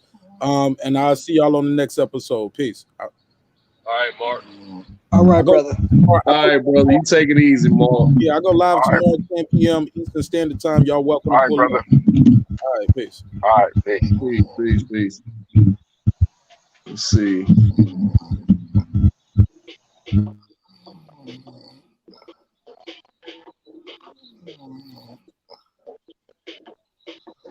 Didn't know where. Somebody asleep. Oh, no. Yeah, I was just looking at the chat. It was funny DB brought that up. I was just looking at the chat. Yeah, man. Shout out to the Brotherhood, Jay Dixon. You know, DB, Jalen. Yeah, man. I don't know why Bud is fighting Zepeda, man. I guess it's because he's getting a nice guarantee. You know, and is that a real fight? He just needs a fight to get out of that contract, man. That's his last fight. That's the fight that he owes Bob. So at this point, I don't think he gives a fuck who they put in there. Yeah, and I can see where DB's coming from. He says Porter feels like the Spence bout elevated his personal stock and status. I mean, some guys do elevate in a loss, but Sean Porter ain't one of them, in my opinion. Yeah, how you elevate when you lose? You got beat, and you got beat repeatedly. Every time you stepped up in a big fight, Porter, you got your ass beat. Every time. Yeah. See, I don't believe in the rub. I don't believe your stock goes up because you were in there and you had a quote unquote close fight with a champion, because you lost. At the end of the day, you lost. And everybody knows that a loss could go, it could go either way. Either it can make you better or it could change your career. So we've yet to see, because I think Sean Porter has only taken one fight, and he wasn't overly impressive in that fight, even though, you know, some could say he probably didn't get up for that fight. But hey, if a man's in there trying to take my head off, I'm gonna make sure he does. Yeah, whose fault is that if he didn't get up for the fight? Whose fault is that? Yeah. Porter 3-1 in his last 4. Yeah. I mean, but we got to give Porter at least the credit. Every fight that he's lost, there's always been he always had an opportunity in that fight to win. I think his worst loss was Santos. Hold on, Santos. Let me ask you a question. Where's the opportunity column? It's a win column, a loss column, and a draw column. Where's he had a great opportunity in the fight column? Where's that at? They the case I'm speaking on. Sean Porter produces good fights. His worst loss, to me, in my opinion, was Kell Brook. Every loss after that, it could have went either way on the scorecard. It's still a loss, right? That's a fact. But at the same time, he brings good fights to the forefront, and they're worth paying for. Is what I'm getting at. Yeah, I will pay for his fights because I know he's going to give me a fight to look at, an entertaining fight. And you're not going to just walk in there and just snatch the belt from him, or you're not going to walk in there and just take your belt home. You're going to know you've been in a fight with him when that fight's over. That's why they don't like to give him a rematch. Yeah, one of y'all brothers asleep, man. One of y'all asleep, man. We can hear you snoring, man. Word, somebody's snoring. Who that snoring? Is that Cam? Is that Cam? I mean, we all talking. That must be Cam. Oh, okay. But J.A. Dixon, to answer your question, The reason why guys say that, is because you look at it when he's fought the other champions in his weight class, whether it be Kell Brooks, Spence, or Thurman, he's lost the fight. He's now he's had close fights outside of Kell Brooks. He's had close fights with these guys, but he's lost the fight. And he beat Devin Alexander. Some big fights. Now, personally, we had this discussion before. I think Shawn Porter's Hall of Fame because he is a two-time champion. And he don't fight everybody. He's fought everybody. He hadn't really ducked anybody till now. That's why it's hard for me to say he ducked Bud. I just think he's trying to get. I just think he's at that age now where he's trying to cash out. He's trying to get elevate more. He's trying to get more money out of these fights. He beat Devin Alexander. He beat Devin Alexander and he beat Danny Garcia, who everybody beats. But he's a two-time champion, Sheldon. You can't take that away from him. I'm not taking that away from him. I don't care if he gave the belt away. I don't care if he gave the belt away. I'm just saying. He gave the IBF belt every away. time he stepped up in competition, he lost. Well, Devin Alexander was past paper, it's a loss when he beat him. He gave Spence all he can handle, and that could have won either way. He didn't win. So, he didn't win. I mean, by no means are we saying Shawn Porter's. But does that mean that you don't watch him fight in his next fight? I mean, I know what the outcome's going to be. I know what the outcome's going to be. I'd buy Crawford to support the fight because I'm tired of this narrative that black fighters don't sell, and we saw last Saturday that wasn't true. So I want to help Crawford get his numbers up so that'll be a more intriguing fight, more than what it already is with Spence. I'd help him try to get his numbers. I believe in supporting these fighters. And Porter's not a lay down. It's a handful of guys and girls that I'll actually pay to watch. And Porter and Terrence Crawford's one of them. Yeah. And Porter himself is not a lay down fighter. He's gonna bring you a fight every time. That's what I'm saying. He's worth the entertainment. And you know what you're getting with him. So I have no problem with Cam really? Fight, Cam is out. Porter in this fight or whatever. Yeah, I mean, he's a good fighter. He's real good, but he doesn't win his big fight. So that's why I don't get the Hall of Fame talk. I don't understand the Hall of Fame talk. I don't understand. Thank you, brother. I forgot he fought Paulie too. I remember he fought Adrian Broner. I forgot he fought Paulie, and I forgot he fought Burger. So he's a two-time. He's a two-time welterweight champion, and he's also he's a junior he's a junior welterweight champion too. So he's going to Hall of Fame. Yeah, I guess so. He's just like Danny Garcia. Danny Garcia is a 2-division champion. He's going into the Hall of Fame. Jeff. Make your mind up to it. It's gonna happen. I don't really give a shit. Because in my opinion, neither one of us Hall of Famers. In my opinion, neither one of us Hall of Famers. They don't have Hall of Fame for them. Wow, you got some. I think if we constantly ask our fighters, ask these fighters to take big fights, you know what I'm saying, and step up in competition, and if they step up, they lose, and then we be like, well, he ain't this because he lost. I mean, I'd rather you step up and lose a fight or lose a close fight than to run around and take 2-week mental health breaks and duck out of fights and stuff. You know what I mean? That's how I feel about that. So I ain't gonna never. You're right. I'm just saying. Who you talking about, Rob Brown? Put a name on it. Who you talking about? I just don't like the Hall of Fame. I don't like the Hall of Fame because Simon Brown's not in. And Simon Brown's a much better fighter than them two guys. What's that?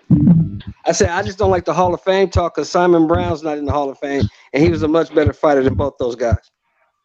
What's his accolade? I mean, what was his body of work achievements? It's about their body of work achievements. 2-division, 3-time world champion, and he's not in the Hall of Fame. Well, it might not be his time. I mean, he still got opportunities as long as the Hall of Fame's open. They still might vote him in. Well, my thing is if Freddie Connington is in the Hall of Fame with like 30-something losses, bro, then I'm sorry, we can't not put these guys in. And like I said, I'll say it again. Porter has never taken a 2-week break when he signed a fight for mental health reasons, and then came back and said he's recharged. He never ran off to Italy talking about he's got COVID. And speak on it. I'm just saying, Oh, you tell me the truth. I can't argue with those points. I can't argue with you on that. If you look at Porter, I mean, even if you look at Adrian Broner, I mean, and I ain't gonna try to get into it because we talk about, we like a certain fighter that's over there at the top rank, and some of us think he'll leave, but some of us kind of know he probably won't. But if you look at the resume, you can look great beating up, certain fighters, one-legged fighters who've been shot and all that kind of stuff. You know what I'm saying? And then we're going to dog a guy that, loses to the top competition when you won't even fight the top competition. I just don't get with it, bro. I mean, I get what you're saying. I just don't. I don't know. I can't get with it. I don't dog Porter that way. No, I don't dog Porter. I just don't like the Hall of Fame talk because I don't see him as a Hall of Fame fighter. I don't. Yeah. Well, the Hall of Fame is not going to be like it used to be when we were young, where you guys were fighting all the world competition, wasn't ducking in smoke. They were doing their thing. It's a little different now. But when you're a multi, it's not a little different. It's a lot different. Yeah, when you are a multi-division champion, and you've done some great things, you got a real deal opportunity to go to the Hall of Fame. At the end, Roy Jones, at the end of his career, he lost. He done got knocked out so many times. He's still a Hall of Fame though. Yeah, but you can't compare the two. Now, Santos, you're going a little stretch now. You can't compare Roy Jones. No, Porter got losses before Porter hadn't been knocked out. Man, Roy Jones been knocked out 4 or 5 times, man. You cannot compare the two. You can't. He's Hall of Fame. He's Hall of Fame, but he didn't look good. He didn't look good at the end. He's nowhere near the fighter. Who got more losses? Who has more losses? Who got more losses? He's nowhere near that fighter. Who has more losses? Let me ask y'all this. Is the late great Vernon Forrest the Hall of Fame? Should be, yes. He should be. Yeah, he should be. Okay.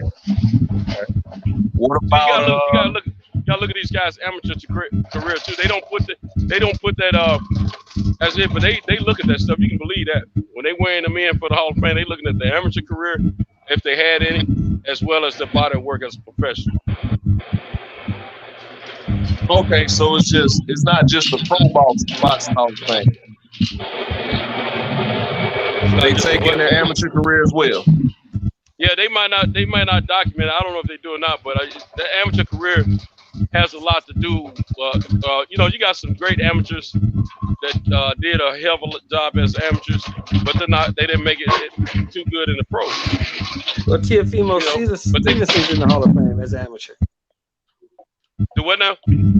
Teofimo Stevenson from Cuba. He's in the Hall of Fame, and he never made pro because he couldn't get out of Cuba. Well, he's a multi gold medalist. I mean, you can't deny that dude. I mean, he was right. He's recognized worldwide for that because he wasn't fighting like competition just in Cuba. He was fighting them over throughout the world. He deserved a Hall of Fame. He would have beat some of the greatest. Sheldon, you got smoke. You got smoke in the chat, Sheldon. Brother Hood says Sheldon hate the fighters that fight everybody but love profit. I don't hate fighters. I don't hate Porter. I don't hate Garcia. I said they're not Hall of Fame fighters in my opinion. Man, that's what I said, and I stick to that. Simon Brown was better than both them chums.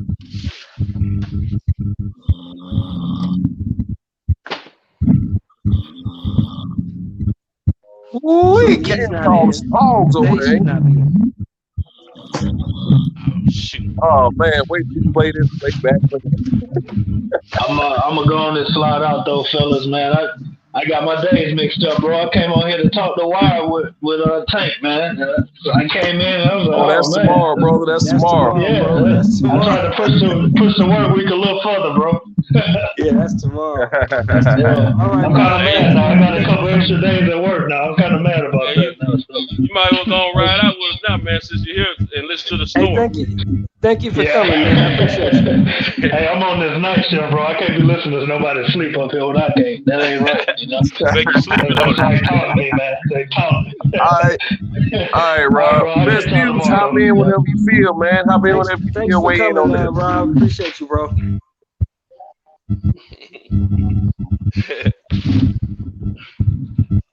Man, hey, sound like he's sleeping in my recliner.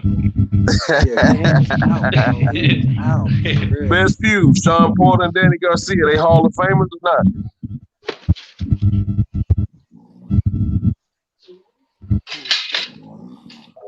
If you talking, you're on mute, bro. Yeah, hold on. Okay, this thing.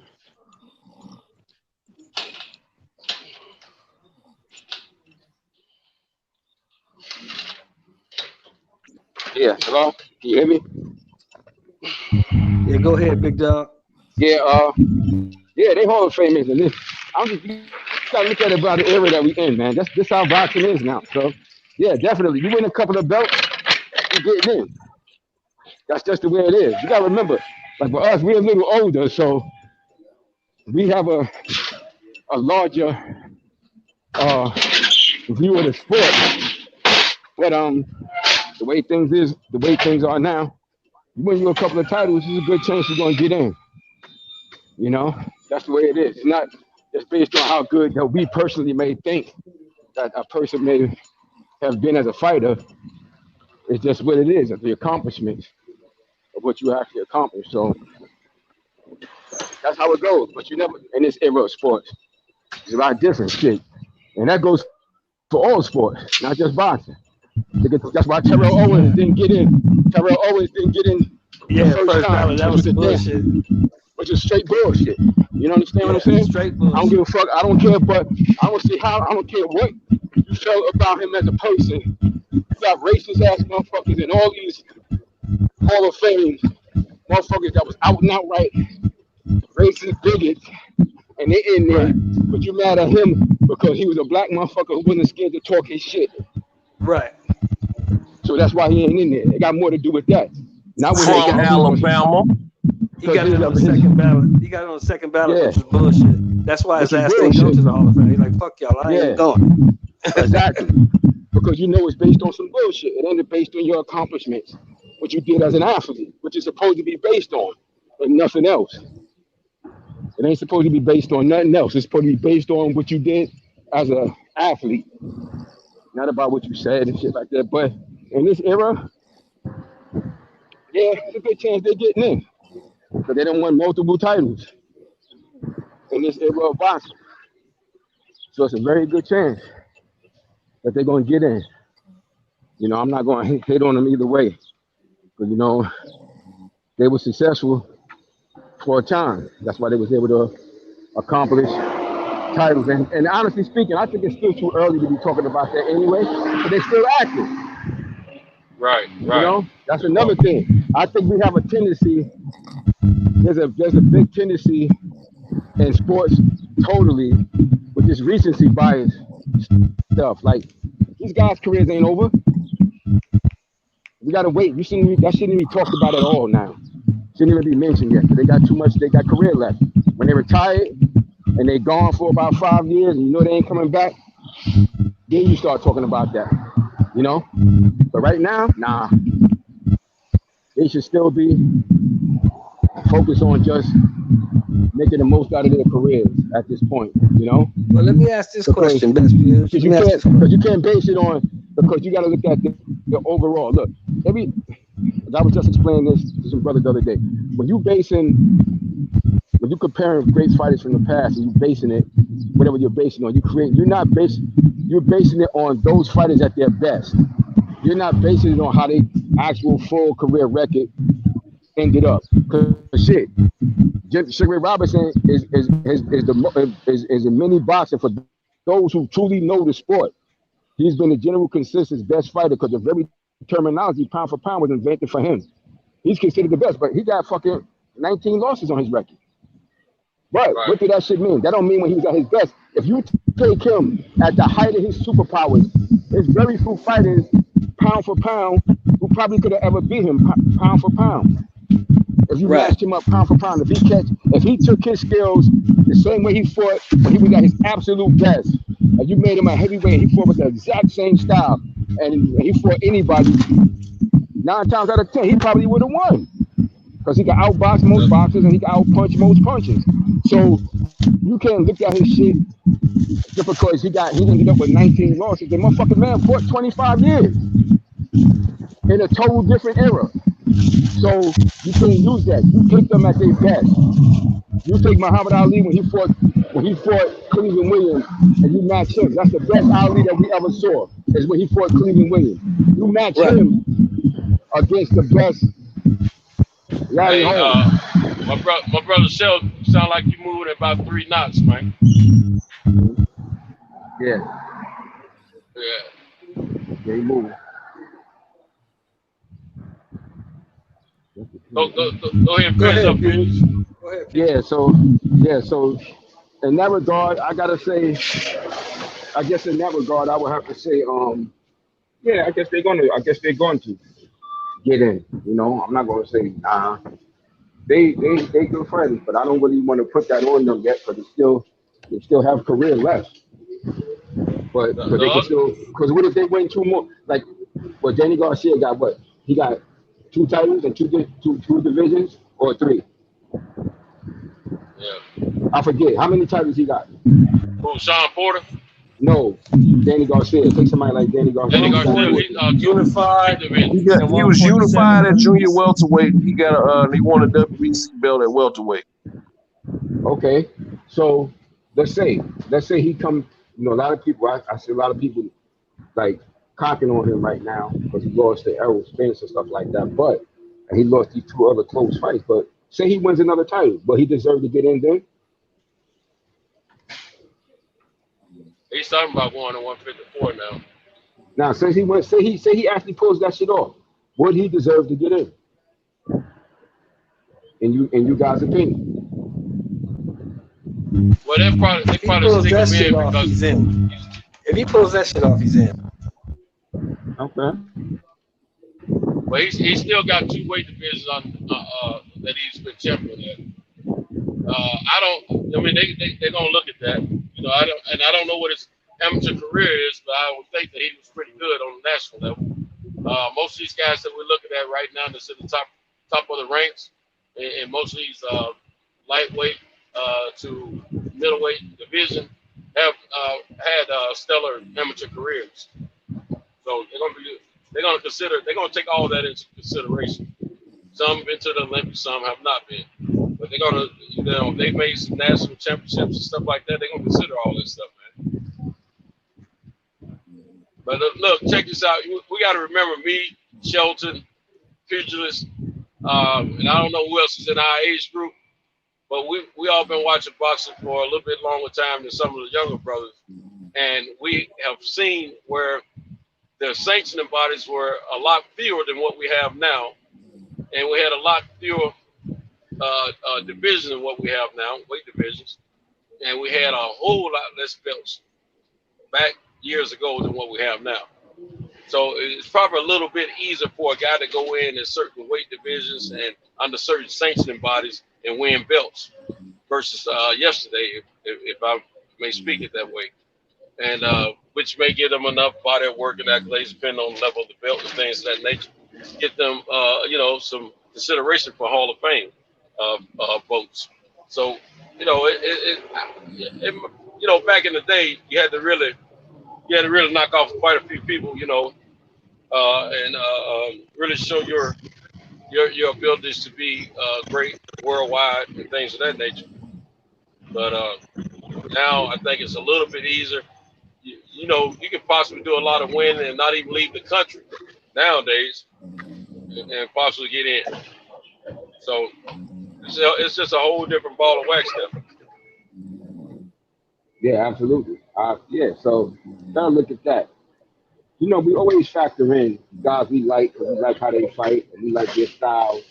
We're gonna always factor those things in, but it's all on the criteria that you personally have as an individual, fan of the sport.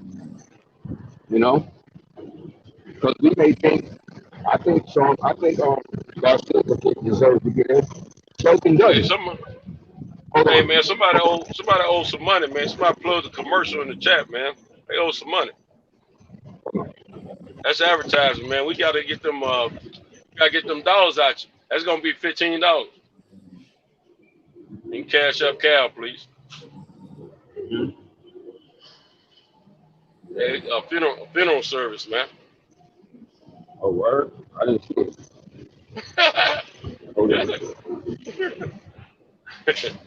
My bad, bro.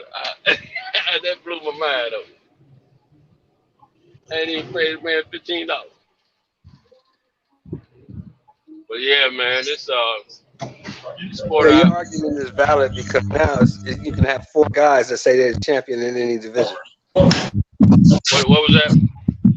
How many guys in every division can say they're the champion? You got the super champion, you got the regular champion, you got the interim champion, you got this champion, you got that champion. You know what I'm saying? It's so much easier now. Yeah. There's a lot going on in with these sanctioning bodies and all these different divisions nowadays.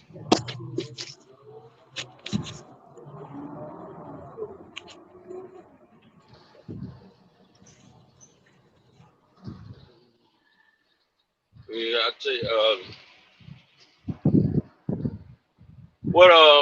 let's see. Now they got all heavyweights on the upcoming card next month with Wilder and Fury. Now, do anyone know if there's any smaller guys fighting on that card? Because I think they gotta have some. They got like 3 heavyweight undercards. I'm talking about that's the main card. That's the main card. Since yeah, that's the televised. All those fights will be televised. Undercard, we don't know about yet. Yeah, and that's what I want to know if they know if anybody know what they have underneath that. Yeah. Let's talk about those fights. Who you got? Those fights. Well, you got I don't know who FA is facing, and I don't know who I don't remember. He's facing Frank Sanchez. Frank Sanchez. Oh, that's right. Ooh, man, that's gonna be a tough fight, man. I don't know, man. I don't know who's gonna win that Anderson's fighting some Russian kid we never heard of. I think he won 17 knockouts. Anderson fighting a Russian? Yeah. I'm going with Anderson though. I don't know much about the Russian, but this is when I choose. Before I know what the deal is on the other fight, this is when I choose my brother. For sure. You got Kalinaki and Helenius. Yeah, that's gonna be a good fight. That's a rematch. If Kalinaki don't get caught, I would like to pick him. But I don't know, man. He got caught that last fight. That's all. He got the gas face last time. I don't know. Yeah, that's crazy because he's a good kid, man. I've known him for years from when he first fought in the gloves and everything. But I'm gonna be honest with you, I was always amazed once he turned pro that he didn't lose sooner. I'm gonna be honest with you because he's slow as molasses. His punch takes 1,000 years to get to his opponent. Right. To me, he was so easy to hit. I never could understand. Like I think his level of volume punching is what has. He doesn't have a lot of speed, but he punches. He works. And I think that's what's kept him and kept him a job in the field of boxing so far. Yeah, he got a high punch output. Yeah, that's what's gets him over. Because I knew kids. Matter of fact, one of the young brothers I'm cool with defeated him a couple of times here in New York in the amateurs because he was always so easy to hit and he's slow as hell. Now as a pro, he's big. Obviously, there's some differences in the game, you could get away with some things differently than you could at amateurs. But I never thought he was going to be decent. I really did. I was like, too easy to hit. He's slow as shit. Can't move. You know, he's big. To me, he was just a big human heavy bag. So I never could understand that shit. I'm gonna be honest with you. You know, I never could understand it. I was like, damn. Like, how could y'all not beat him? Other than I think he's one of the few heavyweights that's gonna keep throwing his hands regardless of how tired he may be. And I think that's what I think. Yeah. What was Antonio Margarito? Wasn't he the same thing? Antonio Margarito? No, he the same thing. Slow as shit. Just throws a bunch of punches and he hits hard. Yeah, he was volume. Yeah, he was all about that volume. Nah, but they wasn't the same. It's different, man. Kanowski's body type is different. I've been in the gym with him, man. Like, Margarito was a good physical specimen. He might have been slow, but he was a good physical specimen. Well, the biggest difference this dude looked like Jabba the Hutt, man. Like, I never could understand that shit, man. I'm sorry, I never could understand. The biggest difference is Margarito was a cheater, for sure. I get you on the physical part, but I'm saying they was both slow as shit and they just threw a bunch of punches. Yeah, he was about that volume. He'll wear. See those fighters right there, they wear you down. You running out of gas before them, and they're gonna keep throwing. And that's Kalinowski. His look was very deceivable. You think you gonna go in there and tear this marshmallow up, but this boy here, he ain't gonna stop punching.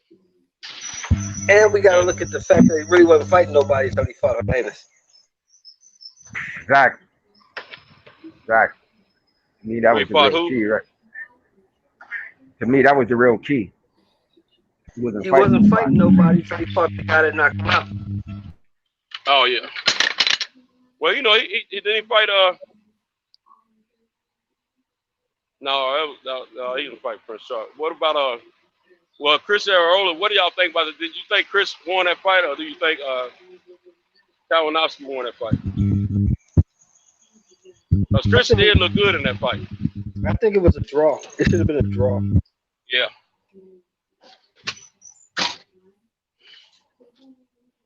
Yeah, I thought Chris looked pretty good when they fought, personally.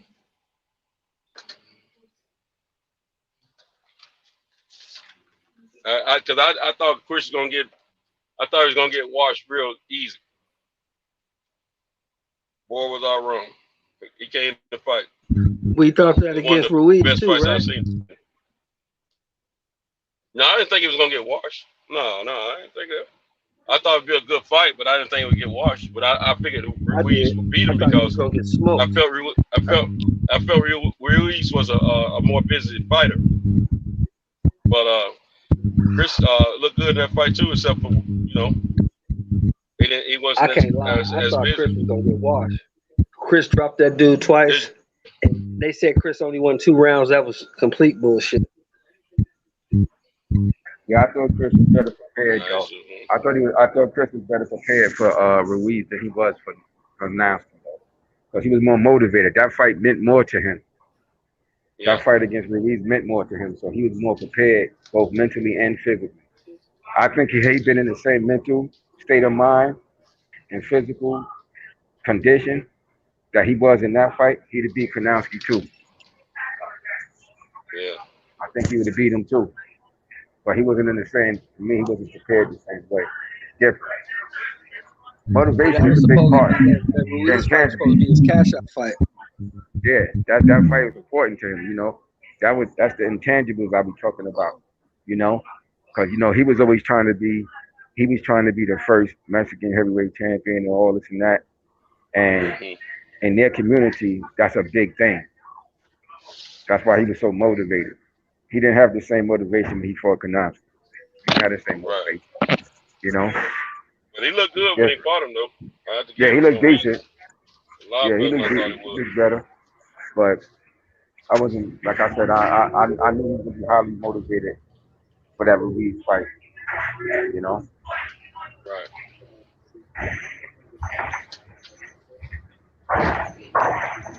Yeah, that's Yeah, they're gonna try to get him back. Hey, anybody heard anything about Coffee? I ain't heard nothing about him lately. I forget his first name. The guy, he's a former Marine or something, I think. He's a heavyweight. Yeah, Coffee. I like him. Yeah, he's good, man. I don't know that guy. Who is that? Coffee. What's his first name? Yeah, Michael. I can't think of his first name. I thought, Michael Coffey. That's what I thought. I don't know him. He's good. He's good. Who was that he beat, Sheldon? He beat somebody several months ago. I got to check him. He beat an unknown guy, but he beat the shit out of him. Hey, Fusion, he's a top-ranked fighter. Okay. I think he's top-ranked. He's the I got to check him out. Did 8 years in the Marines. He got out and started fighting. Did him and Anderson fight on the same card? Yes. That's what I thought. Yeah, he's top-ranked. Look him up, Pew. I like Anderson. Anderson is good. Jared Anderson is good. Look up Michael Coffey though. He's a good fighter, man. I gotta check him out. That one got past. He's gonna be a problem eventually.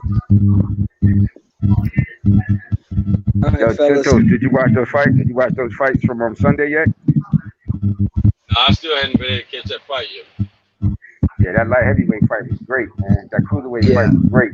That cruiserweight fight was great. I saw some highlights on it, but I hadn't been.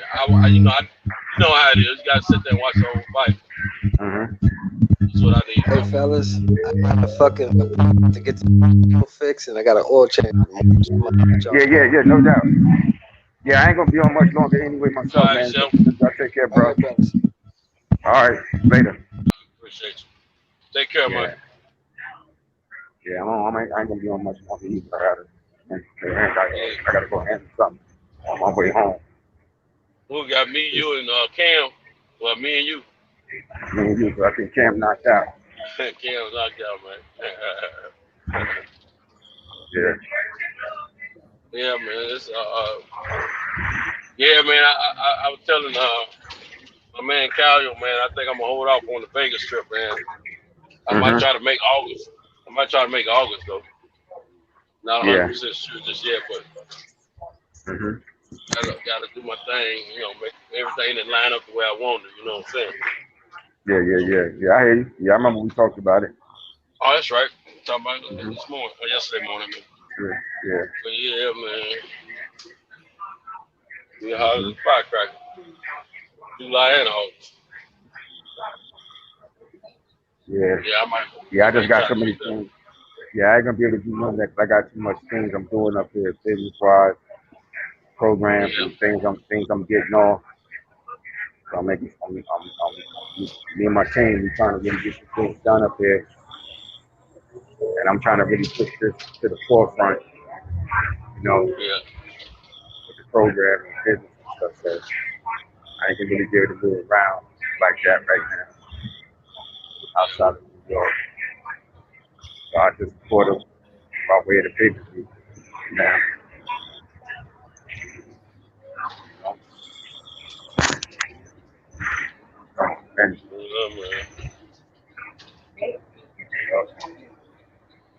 That's what I'm gonna say. I gotta really bear down on some of these things and try to get done. It should be interesting. The fight should be real interesting. See how they unfold. You know, I'm expecting Errol. I'm expecting him to do his thing. It's the type of fight he's been waiting for. So I'm expecting him to go out there, shine. I think Deontay, he definitely driven, got something to prove. Yeah, he does, man. He's I like his focus right now. And I like the change he's made in his training. Yeah, absolutely. I think it's gonna pay off for him in the ring. You know? Right. But I definitely see a difference in his training. The training shows what you should be able to do in the fight, and I like some of the things I'm seeing. Hello. Yeah, I'm listening to you, bro. So I'm expecting him to do well. Yeah, I'm expecting. I want to be at that fight so bad, man, because I know that energy is gonna be off the chain, man. Yeah, I would love it. But I gotta do what I gotta do. I'm gonna eventually got to get, in order to get things the way I need it, business wise. Gotta get back to putting a crew together and get these other trucks rolling. Either sell them and get another truck, or either get them rolling. Say, hey, how you doing? And that will help out big time with my situation.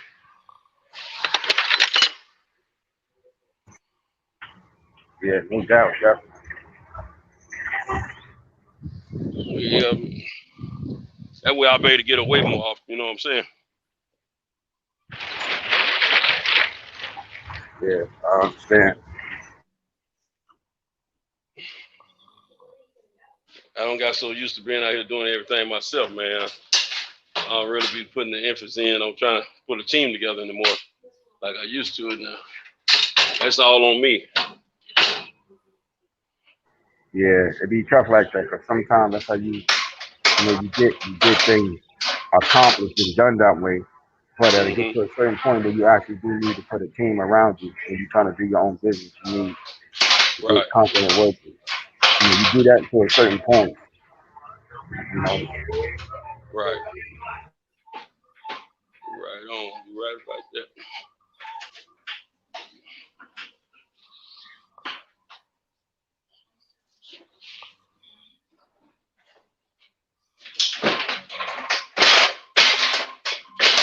Yeah, man, it must have rained down in Alabama, in certain places in Alabama this past evening. Or got a new snore, new style of snore. Or getting rough.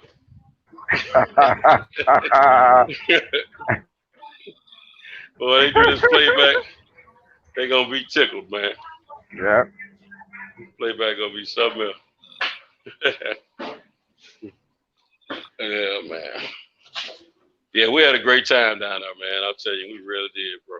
It was awesome. I mean, the fight was just, you know, it was just spectacular. The atmosphere was more. The atmosphere was probably more exciting than anything. Of course, the fight was exciting, but I'm just saying overall, that atmosphere was great, man. It was great.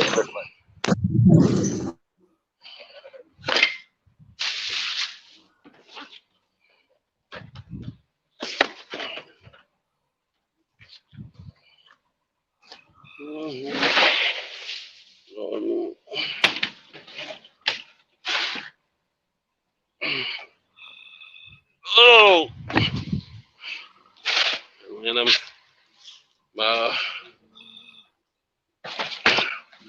getting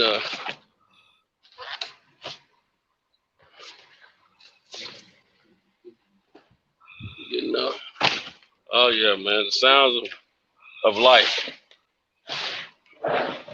Let's hope. Oh shoot. I mean, the brakes.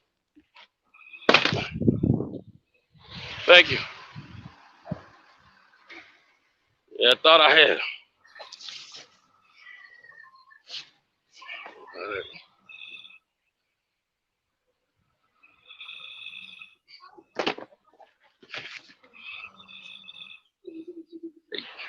Thank you. Appreciate it.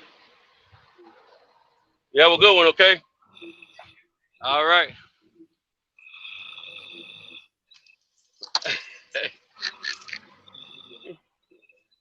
Tuning up, man. Yeah, he's going in. Yeah, he go. Yeah, he getting that goodness. He getting that good sleep there, bro. That's good. Hey, that's a health. Yeah, he looking out for his health right now. Yeah. He gonna cuss me out. He gonna cuss me out when he hear me clowning, man.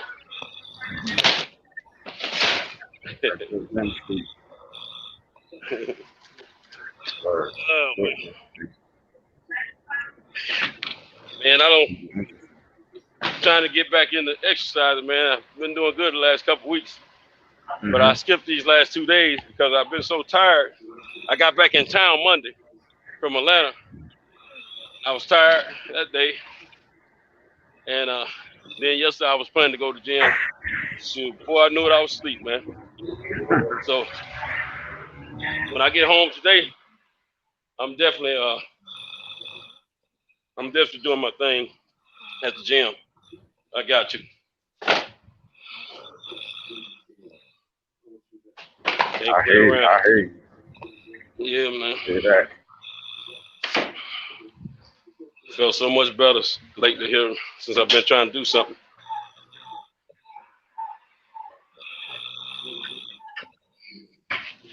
You down in Alabama now, right? Yeah, I'm in Alabama, in Decatur, Alabama. I'm getting ready, since I finished this stop here just now, lock this pallet and this pallet jack down, and I'm getting this truck and roll to Muscle Shoals. And knock a few out over there. There's a little town down the street from Muscle Shoals called Tuscumbia. Got to hit one down there. Then I got to go up to Muscle Shoals, hit a couple. Then I'll go to Florence, Alabama, and hit one. Then I go on into Tennessee, get the rest of them. Got 2 parts stores and about 3 body shops I got to hit in Tennessee. They load me up tonight with 15 stops, man. Yeah, I was just about to ask how many you had to make. Okay. Yeah, they load them up with 15. So, but you know, I had more body stops than I normally have. Now, two body shop stops that was just for pickups.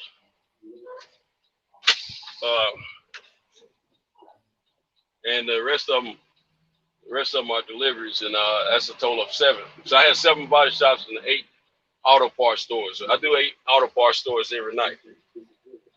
Then anything, you know, what I do when I first show up, I count the amount of body shops that I have to stop by. That lets me know how many stops in total I have per night, real quick at a glance, because I know I'm gonna have 8 auto parts stops per night. So all I gotta do is add them, you know, body shops, and then I know what I got. And those vary day to day, the body shops.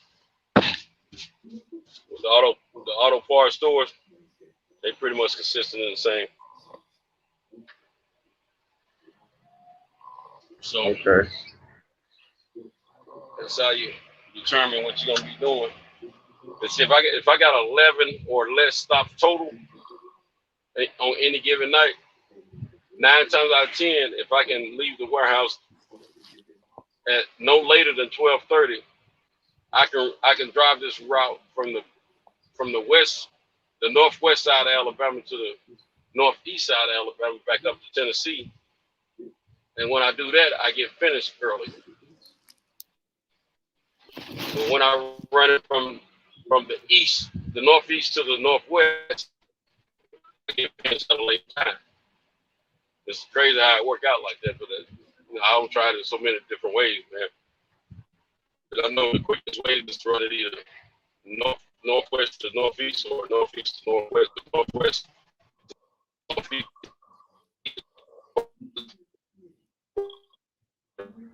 Yeah, you breaking up bad. Oh, it's bad. How does it sound now? Still bad? Still bad? Nah, you good now. You came back. Bad sound now. Yeah, you sound better now. Yeah. Okay. Yeah, so I have a deadline. The store that I finish up when I do northwest to northeast, my last store, I have to be there no later than 6:30 in the morning. So at the latest. So if I can get there no later than that time, I run the route that, you know, from what I call backwards. And I'm finished at 6:30 at the latest. It takes me about 45 to 50 minutes to drive back to where I parked the truck. And that's it. So it works out pretty good. But when I run the other way, I got all kind of school zones and speed traps and all that stuff to run through. I see when I run northwest to northeast, when I finish up, I'm finishing up right by the highway. I run up the highway, at a normal speed. When I go northeast to northwest, I got to go through all these little small towns with all these speed traps, school zones and all that. So it always slows you down, Yeah, That's a big reason why you can't get finished like you want to. But yeah, man. I need to find me a little extra work to do. Stay in the gym, then I'll be all right.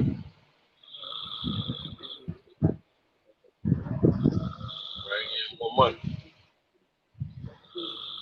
Yeah, find your little extra more work. Yeah, I used to keep a lot of different companies that I used to deal with. They call me for various loads and stuff like that. And see if I'm gonna tell you, if I was able to pull in enough, like when I get finished with this route in the morning, if I could get back to the Nashville area early enough, I will have shots at other companies to use my services to deliver stuff for them, and I could get finished at an early enough time where I could make a few $100. If I make $200-300 or anywhere from $300 to $500 a day extra, I'm good because that's on top of what I'm earning per week. And that would easily put me at about $5,000 or more. If I'm doing at least $300 a day, it put me at least about $5,000 a week. Push me where I want to be, gross wise. Okay. But at the same time, if I could, and then I wouldn't have to necessarily do weekends myself. But I still want to do the weekends because what I do on the weekends sometimes is Amazon when time permits, and I can make up a little bit of the money that I miss out on during the week, make it up on the weekends. But I want to get all the money, you know what I'm saying? Back and forth, about $1,000 or so on the weekends, and whatever I do during the week, I'm good. But what I need to do, have this route here going at night, have some stuff going on during the day, something going on the weekends, and I can double, I could probably do $7,000 or $8,000 a week at the minimum if I had a couple of drivers. I had to, account for fuel expense, maintenance, and payroll at that point, which is understandable and part of the process, How many other trucks you got? I have 3. I have a total of 4, but I mainly use the one I'm in right now. And then I got another truck a little bit shorter than this one that I use occasionally when I have an extra little run to do. See, sometimes, you're only allowed to run so many hours per day. Well, you got to keep these logs and all that. But see, I know when I get back to Nashville, I can run a little bit. I can do some local stuff, and I can use what we call air miles. And so at that point, it's best for me to switch trucks. Because this truck right here, I had to keep up with my time and miles. The next truck, I can tell them I'm running off air miles, and I don't necessarily have to keep an electronic device in there to keep up with the miles or time or whatever. I just tell them, hey, we keep up with the miles at the office. Or the miles at the office, you know what I'm saying? So I kind of got all that figured out. That's when I'm trying to make my extra money, I'm in that other truck 9 times out of 10. Now on the weekends, I drive this one. Okay. Yeah, they give you like 11 hours of drive time legal per day. But you can operate for 14 hours, but you can't drive for no more than 11 of those 14 hours.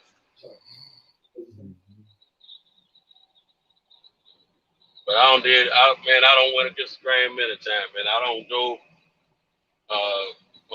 way beyond the 11 hours and way beyond the 14s too. You know what I'm saying? Sometimes you do what you got to do, make things work out, you know. But yeah, it is what it is, you know. Yeah.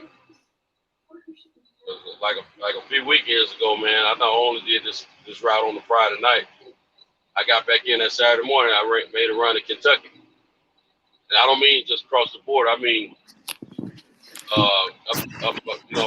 Richmond, Kentucky, which is eastern Kentucky, not too far from Lexington, Kentucky.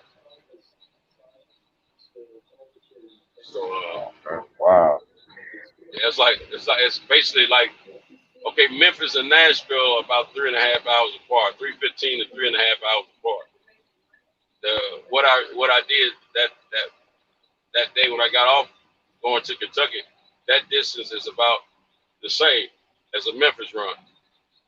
So, you know, we figured a Memphis run, driving wise, if you just went down and turned around and came right back, you're looking at about 7 hours legally.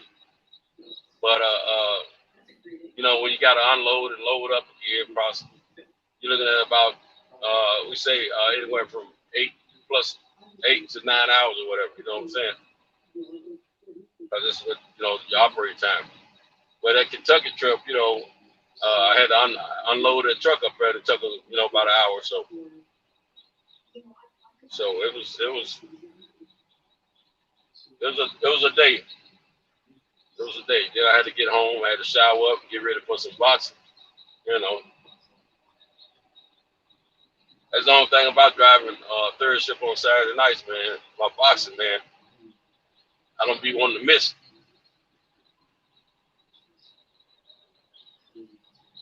Yeah, man. Yeah, I hear that, man. You want to do it like that? Yeah. My man, he don't turn over or switch sides or something. Hey, Cam, you there? Or you got turned over or something. Yeah, man.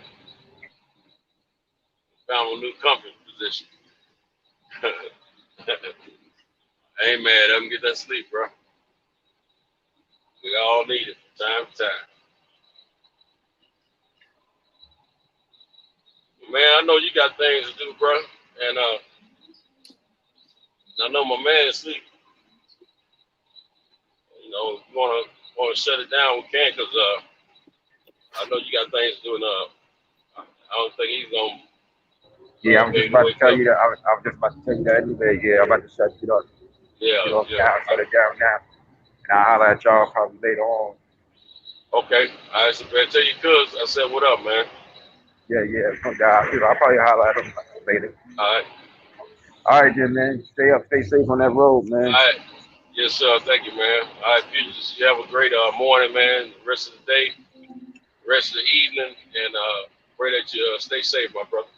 Yeah, same to you, bro. No doubt. All right, talk to you later. All right, man. Thank you. Later.